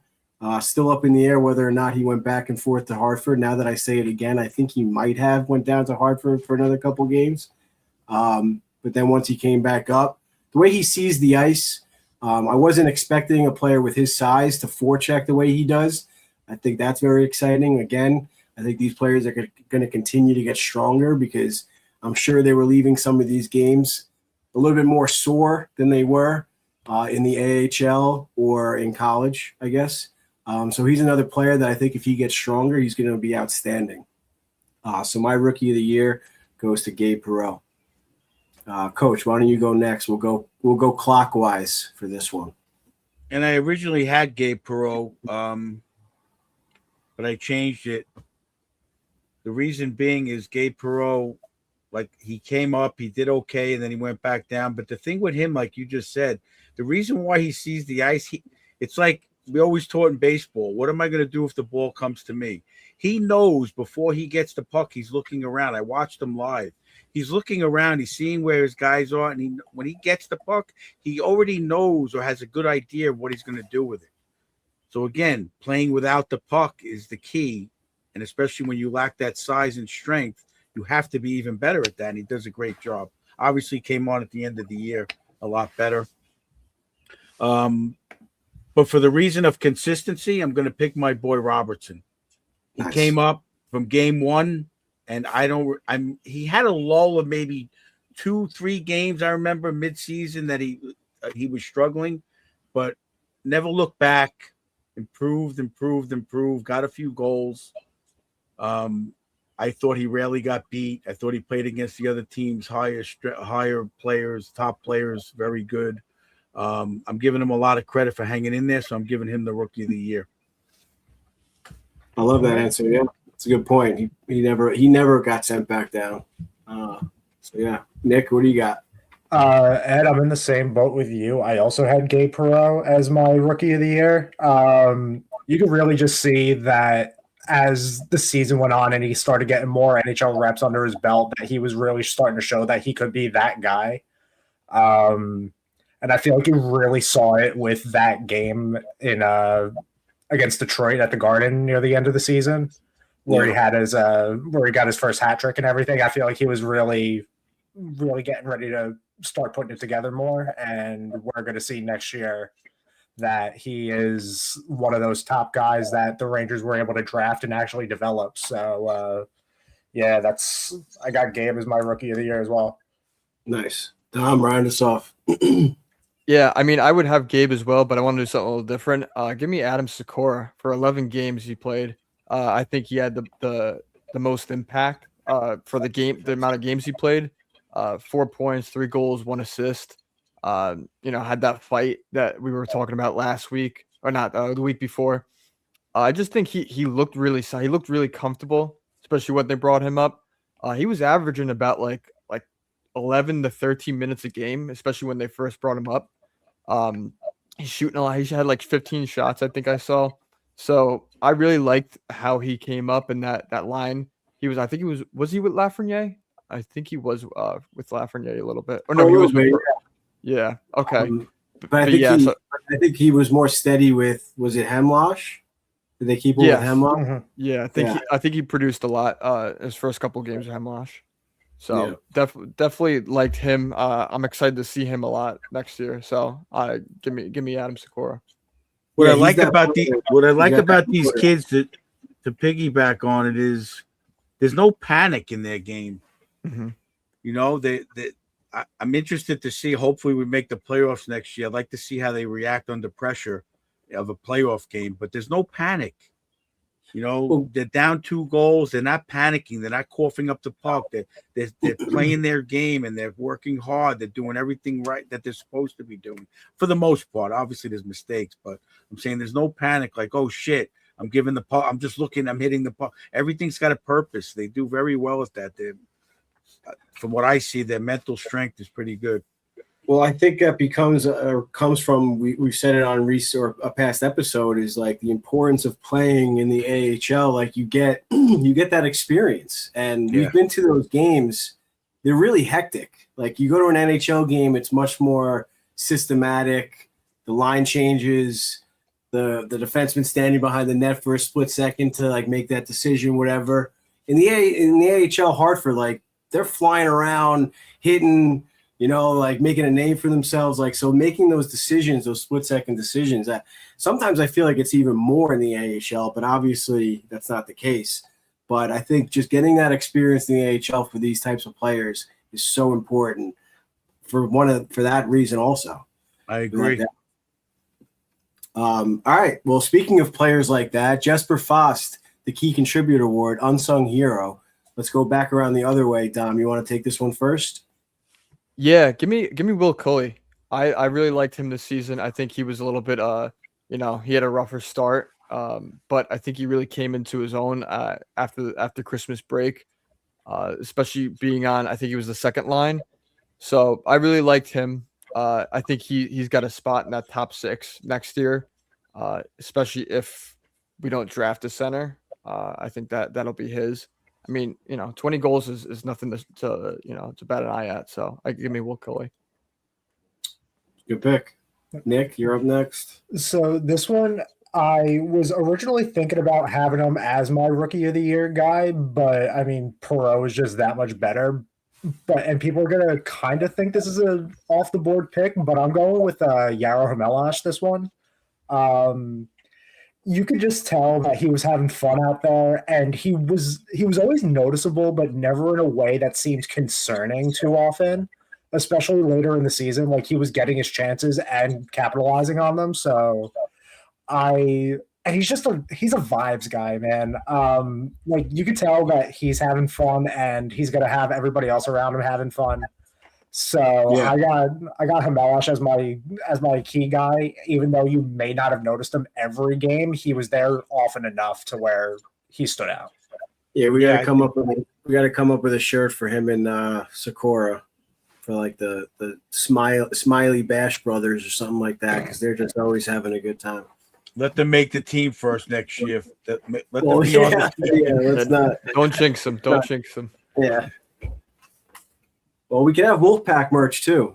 That's not thinking outside the box there. There's not a lot of Wolfpack merch at those games.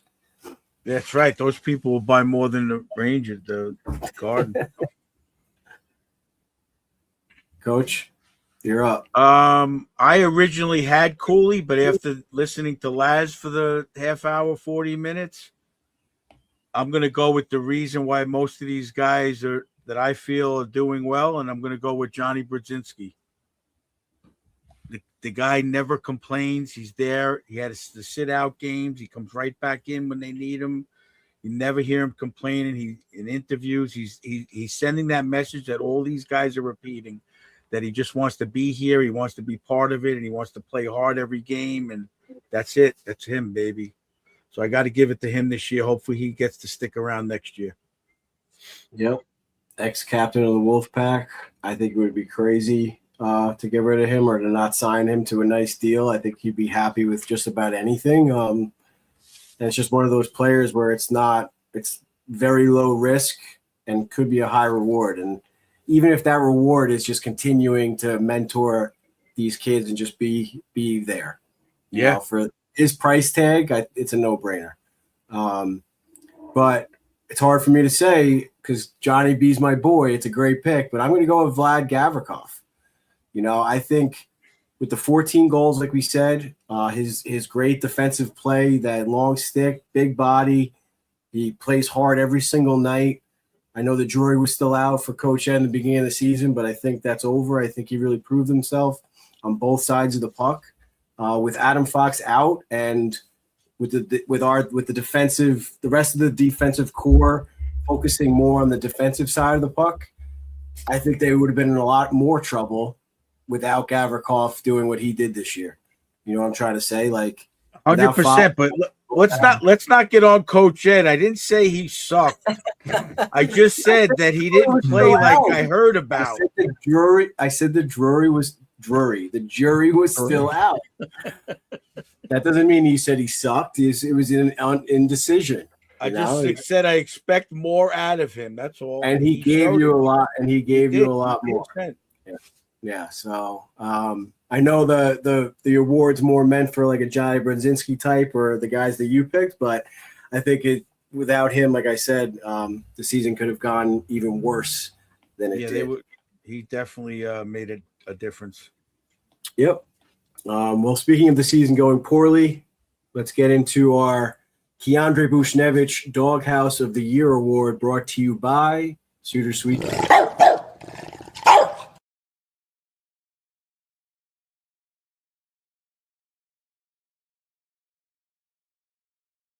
As always, Coach Ed's Doghouse has been sponsored by Suter Sweet Treats for the last 3-4 years. Shout out to the Suiters twins for making those delicious sweet treats. Hit them up on Instagram and use promo code EDPOD for a free Doghouse cookie and 10% off your order. They do amazing custom cookies for any event. You can head over to their Instagram page and check it out. Shout out to them during tornado season down in Tennessee. Stay safe, girls. So Doghouse, this was a tough one. We don't like to be negative, especially on this episode. But it's not necessarily he played poorly or had a bad season. It's just they didn't necessarily live up to the expectations we might have had going into the season.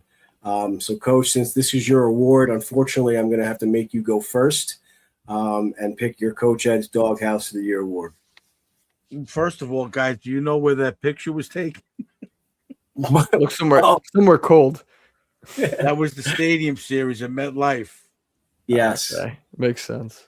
We had the Bad Boy 63. I got a tailgate barbecue that goes on the back of the truck. Nice. And I grilled probably about 100 hot dogs that day. Oh, that was unbelievable. But anyway, that was crazy. We had about literally 2,000 beers. Oh, God. And a lot of hot dogs, a lot of leftover food, but we cooked a lot of hot dogs. Yeah. I remember Sean said to me, I need you to get more beer. I said, I'll take care of it. He goes, I go, how much you want me to get? He goes, get another 1,000 beers. So I'm in the beer distributor, and I'm like, give me 3 cases of that. And the guy's like tallying. I go, how many more? He goes, 300. I'm like, oh, shit. It's not easy to buy 1,000 beers. It's a lot. No, it's not. But anyway, this was a hard one because I don't think not a lot of guys I felt played that bad I think the whole team was in the struggle in the beginning. But I'm going with Panarin for the reason, obviously, I'm frustrated with him over the long run in the last 3 years or so. Yes, he does fart out points, which is always pointed out. But to me, the fact that he didn't step up to the mic, we talked about it during the season. And I don't know. I have a thing with this whole thing where he says, I'm only going to LA. Put the Rangers in a corner. I just got a bad feeling with him. I don't, I'm sure he's competitive. I'm sure he wants to win, but I don't see him as being that team player. I'm sorry. I just don't see it. I'm not in the locker room like Laz. Maybe there is a different personality I don't know about. But to me, I just felt, I've been saying it for a few years. I felt that he was the virus on the team. Yeah, contract year. He had every reason to come out flying and put the Rangers on his back, even with Trocheck injured.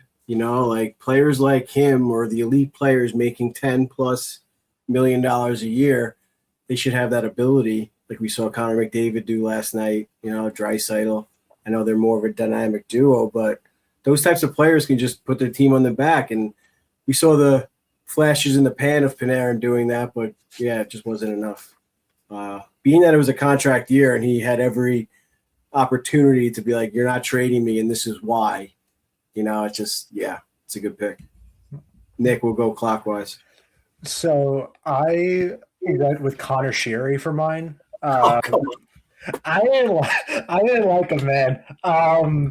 Every time I noticed him, he was just starting to bother me more and more because I already had an idea of what Connor Sheary was as an NHL player, and he did precisely none of that when I watched any type of Rangers hockey this past year. So I was not having fun watching Connor Sheary in the top 6, bottom 6, anywhere. Get him off my team. I'm so glad he only signed that 1 year. All right, Nick. Wow, that's a rough one. Back to -2. So I got his stat line too, sure. Listen, you want more from all the players, but it's hard. You gotta limit your expectations sometimes. Dom, who you got? Oh man, I'll be a little nicer than Nick. This is somebody who I actually really like. I'm on board with Coach with this, but I feel like he has so much more potential, especially with the time he was given this year. Brendan Schneider. I feel like he could have done so much more. He had I was just looking at his stats. He had 20 minutes of total ice time about this year on average. So he was getting the minutes, 2 goals, 16 assists, which isn't a bad stat line offensively. And obviously we saw he had the most blocks on the Rangers, which is always good defensively. But I just looking at him, he looked like we were talking about before, how all those kids are poised. He didn't look poised enough. He looked like he was still trying to earn his spot, which he already did after Fox went down. And I feel like he wasn't taking as many chances. We talked about Gavrikov going down and getting deep into the zone. He looked a lot more timid, more defensively focused, which isn't bad. But I feel like he, as that power defenseman, big body defenseman, has so much more potential to really, make a change in that type of role. So I hopefully he bounces back to what he had maybe last year with a better plus minus and just overall. So yeah, I don't hate that pick as much as I like Schneider. I like that pick, but again, another guy I feel like Lafreniere, who after the Panarin trade and all these young kids came in, I thought that's when he turned his game around, where he wasn't as defensively deficient as he was in the first half of the season. So I don't disagree with you as far as his consistency, but I thought the last 20 games he picked it up. Yeah, definitely. Yeah, I like all your picks. The one with Schneider, though, like I said before, with Fortescue, I hope he can finally have a consistent left-handed pairing. I think that's been his issue, of never just being able to get comfortable with anybody, which sucks. But that being said, he's also done a great job not having that comfort level and being able to still kind of carry his pairs. But yeah, you definitely want more out of a player like him, especially with all the trade talks. Hopefully they hang on to him and he can turn it around. I might surprise a lot of people with my pick, since I'm probably one of the biggest defenders of him. but I'm gonna have to give this one to JT Miller, just because of like the true definition of the award. I love JT Miller. He gave us a lot. He gave us probably as much as he could have this season, with injuries and, like I said, it being the Olympic year and all that good stuff. First year as captain, that's carrying a lot of weight on your shoulders with the media and all that good stuff. But my reason being is like we were expecting like the like hard hitting, like forecheck, like that dog mentality, kind of like the Brady Kachuk situation that we wanted, like for the playoffs and stuff like that. And he never really gave that to us. Hopefully it's because of the injuries and things of that nature, and whatever the mentality and like the getting used to the coming back to the Rangers and that. So I'm looking forward to him kind of processing everything in the offseason and like doing what we said about Sullivan and kind of like looking at himself in the mirror and coming back stronger and being that player that we wanted him to be. I'm not really counting on him to put up 100 points like he did in Vancouver, but like a solid like 70 to 80 point season while being that like dog, I think we'll come a long way. But like I said, like I'm not trying to give this award to hate on him like a lot of other people do. It's just more of like I want more from him, and it just wasn't what we were expecting. So that's all. So moving on to the Team Leader Award. Speaking of captains, the Marc Messier Team Leader Award does not have to be a captain. I don't know who goes first on this one, so we'll just go back to me. I'm going to give it to Will Cooley. I know I mentioned before he didn't really have good body language in the beginning of the season, but I think he finished the season strong, especially in the media and some of his interviews. It really showed a lot of his maturity on this team, being a veteran. And he was on the Wolfpack. I don't know how much of an overlap he had with some of these young players, but he could definitely be the emerging leader of this team with those players coming up and hopefully sticking around. Coach? Yeah, I mean, that's not a horrible pick of Will Cooley. I think he struggled in the beginning. I think he probably put pressure on himself. That's most likely the reason why.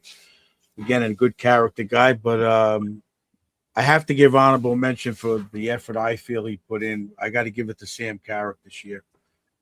When they needed him to throw, he threw. When they needed somebody to step up carrying the fourth line in game situations, he did it. To me, he's the consummate NHL. I hope he can come back if Buffalo does get through this round, and I hope he gets to have some success. So I'm giving it to Sam. And the maple syrup doesn't hurt. Nick? I went with Johnny Brodzinski for this one. All the young guys that were coming up from Hartford were always saying like really amazing things about Brodzinski during his time when he was down there, when he wasn't on the Rangers. I feel like you need a guy like that when you're trying to get younger. And if all the young guys are comfortable with somebody like Brodzinski, I feel like that's a guy you keep around for a little bit longer. So just to keep it short and sweet, I got Johnny Brodzinski for this one. All right, back to Dash One. Dom, what you got? I'm gonna give it to Vinny Trocheck. I think he handled the season with a lot of grace, especially with all the rumors going around that he was getting traded. He kind of stayed like very level-headed. That's very hard for a lot of players to deal with all that. Teams doing really bad. A lot of trade rumors. So definitely give a lot of credit to him handling it well. He did media really, really nicely. And I just think that he played his hardest. And I think that kind of shows in the locker room as well. I think everybody gets along with him. So I give it to Vinny Trocheck. Yeah, I feel like he's like the Mike Quick guy that's going to take guys out to dinner and he's going to do the team bonding stuff and, all that. I mean, to me, Jonathan Quick. Mike Quick was the quarterback on the Eagles. What the hell? I mean, I'll give you a Giants player or something, but Eagles, that's a little bit of a stretch. They used to chase him around the field, the Giants. Used to drive me crazy. But we got we're going on 2 hours or over 2 hours, which we're not used to these days, but Coach Ed's getting tired. No, we'll leave it at that. No, I was just saying because whatever. I forget what we were talking about. Oh, the Being Trocheck a- situation. I mean, being I'm the team hoping. leader. To me, if they got to get rid of his salary, then they better be getting Austin Matthews. If they need that salary cap space, Yeah. well, they better be getting someone that's going to fill that spot. I'm sorry. His value for his salary is way beyond what it should be. So Yeah, I keep telling everybody. I mean, we just spent a whole episode talking about these young kids. Like, how many more of them do you need? They got another top pick in the draft this year. I mean, for Trocheck, you're not gonna, unless they're packaging him for Kachuk or whoever, like we already talked about, which may or may not be a mistake. I don't know. Who knows? Maybe Minnesota is still looking for that center, and we get back Quinn Hughes or something. That'd be insane. But unless you're packaging for someone like that, you're just gonna get back another couple prospects and picks, which I don't think the Rangers need right now. But maybe I'm wrong. I don't know. I'd be shocked. I'd be shocked if Bill Guerin lets Quinn Hughes. Yeah, out. I mean shocked. that's very high hope. That's very high hopes. I didn't even know that was like even a possibility. I think he's going to sign a big ticket in Minnesota to stick around there. All right, let's finish it off here with Brian Leach Team MVP Award. Who wants to go first, Coach? I mean, do we even have to discuss this? The milestones? Yeah, I mean, we just spent the whole episode talking about many a milestone. So unless anyone else has another pick, Nick, if you pick anybody other than Mika, you strike out looking. No, I got Mika right next to me. Trust me, we're good. All right, as long as Dom doesn't come in hot with an Igor Shesterkin pick or something, we're good. No, I don't want a minus from Coach. Yeah, well, we spoke enough about him already this episode. Plenty of milestones, plenty of team records. But actually, I forgot to play this one before. We have our extra Stephen McDonald Extra Effort Award, Mika Zibanejad, March 31st, 2026. I didn't play my little slideshow of the awards, or I guess like official awards, if you will, that the team gave out this year. So shout out to Mika. I believe it's his third. Yeah, I think so. Yeah, which he joined only a handful of players that won it more than twice. I think like Zucchi's in that list. Maybe Lindgren, I forget. And then shout out to JT Miller, who won the Rod Gilbert Mr. Ranger Award on April 2nd, 2026. And last but not least, we got Braden. Oh, no, I'm sorry. Mika again, the team most valuable player. The Players Player Award, which is the no, I'm sorry. This is the team most valuable player. The Players Player Award is later, so he won another one. So this is the team most valuable player for Mika, which is why he's our podcast most valuable player. And then Braden Schneider won the Good Guy Award, which is the outstanding cooperation with the media. So the media votes on that one. So shout out to Braden for winning that. And I guess he could have been an emerging leader in that situation, another guy that doesn't shy away from the mic. And then, like I said, last but not least, Mika won the Players Player Award, which is the player who best exemplifies what it means to be a team player. And this is voted on by the players. So shout out to Mika for really being a all-around MVP this year. It's unfortunate that they couldn't make the playoffs, where we could have seen Mika shine on both sides of the puck because he plays an outstanding defensive game in the playoffs. But yeah, I mean, there you go. Perfect opportunity just to round it off with Mika and an outstanding season and why he's our MVP of the season for the podcast. I don't mean to pressure you guys, but do you really have another pick? You're free to say it. No, mine's not for me. Mine's actually Mika. Well, great job, guys. You guys did an outstanding job. I'm not sure if you knew or had this in mind when you applied to be an intern on the show, but you guys did a great job on screen the last two episodes. You're doing a great job behind the scenes with the graphics, and Dom with your social media videos you've been putting together. So fans, if you guys aren't following us on social media platforms, definitely go check those out. Instagram, TikTok, YouTube, even Facebook, it's out there. And of course, X. Yeah, and before we move on, or before we say goodbye, I just want to congratulate Mr. and Mrs. Fantasy 150 on the birth of their first child and their first son. Nice. They'll be back strong next year with our Fantasy 150 updates. And more importantly, congrats again to Mrs. 150 for winning our Rangers Ed Fantasy Hockey League this year. So I think she won last year. I think she's won back to back, and yeah, all while being pregnant. So yeah, she gave birth to their first son. I believe it was yesterday. So congrats to them. Fans, if you don't know, Mr. and Mrs. 150, they give us a fantasy hockey update about once or twice a month. Give you some players that if you play fantasy hockey, you might not be aware of and might want to pick up. So definitely tune in next year for that. And congrats to them. And I just wanted to give a huge shout out to Mikey Produces, my business partner and brother-in-law, for managing my fantasy team, Little Ed's Workshoppers, to a solid 4th place finish. So I got to hand it to him. He's more of a football guy, and he still came in 4th place. He said he lost in the semis to Mrs. 150. So that was exciting So stuff. You made it to the Frozen Four.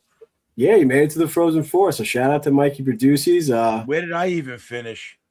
You finished, where are you? 7th there, Coach Ed's Doghouse. Oh, not too bad. I haven't even done anything for about 4 weeks. Mr. 150 came in 2nd, and shout out to Neil over at Devil State of Mind for coming in 3rd. So next year, Dom and Nick, you guys are more than welcome to join if you guys are fantasy players. Sure. Yeah, more the merrier over there in the Rangers Ed Fantasy League. So yeah, good stuff, guys. Like I said, thanks again for helping out this week. You guys are doing a great job. Keep up the good work, and this show is going to keep on getting better and better. Fans, if you guys don't follow us or subscribe on YouTube, please do. Leave some comments, some likes, all that good stuff. Yeah, I think I did enough talking, as you could tell in my voice. So let's go Rangers, and let's go Rangers Ed. Way to go, fellas. Thank you. Thanks to Jonny Laz. Yeah, shout out to Johnny, as always. Love you guys.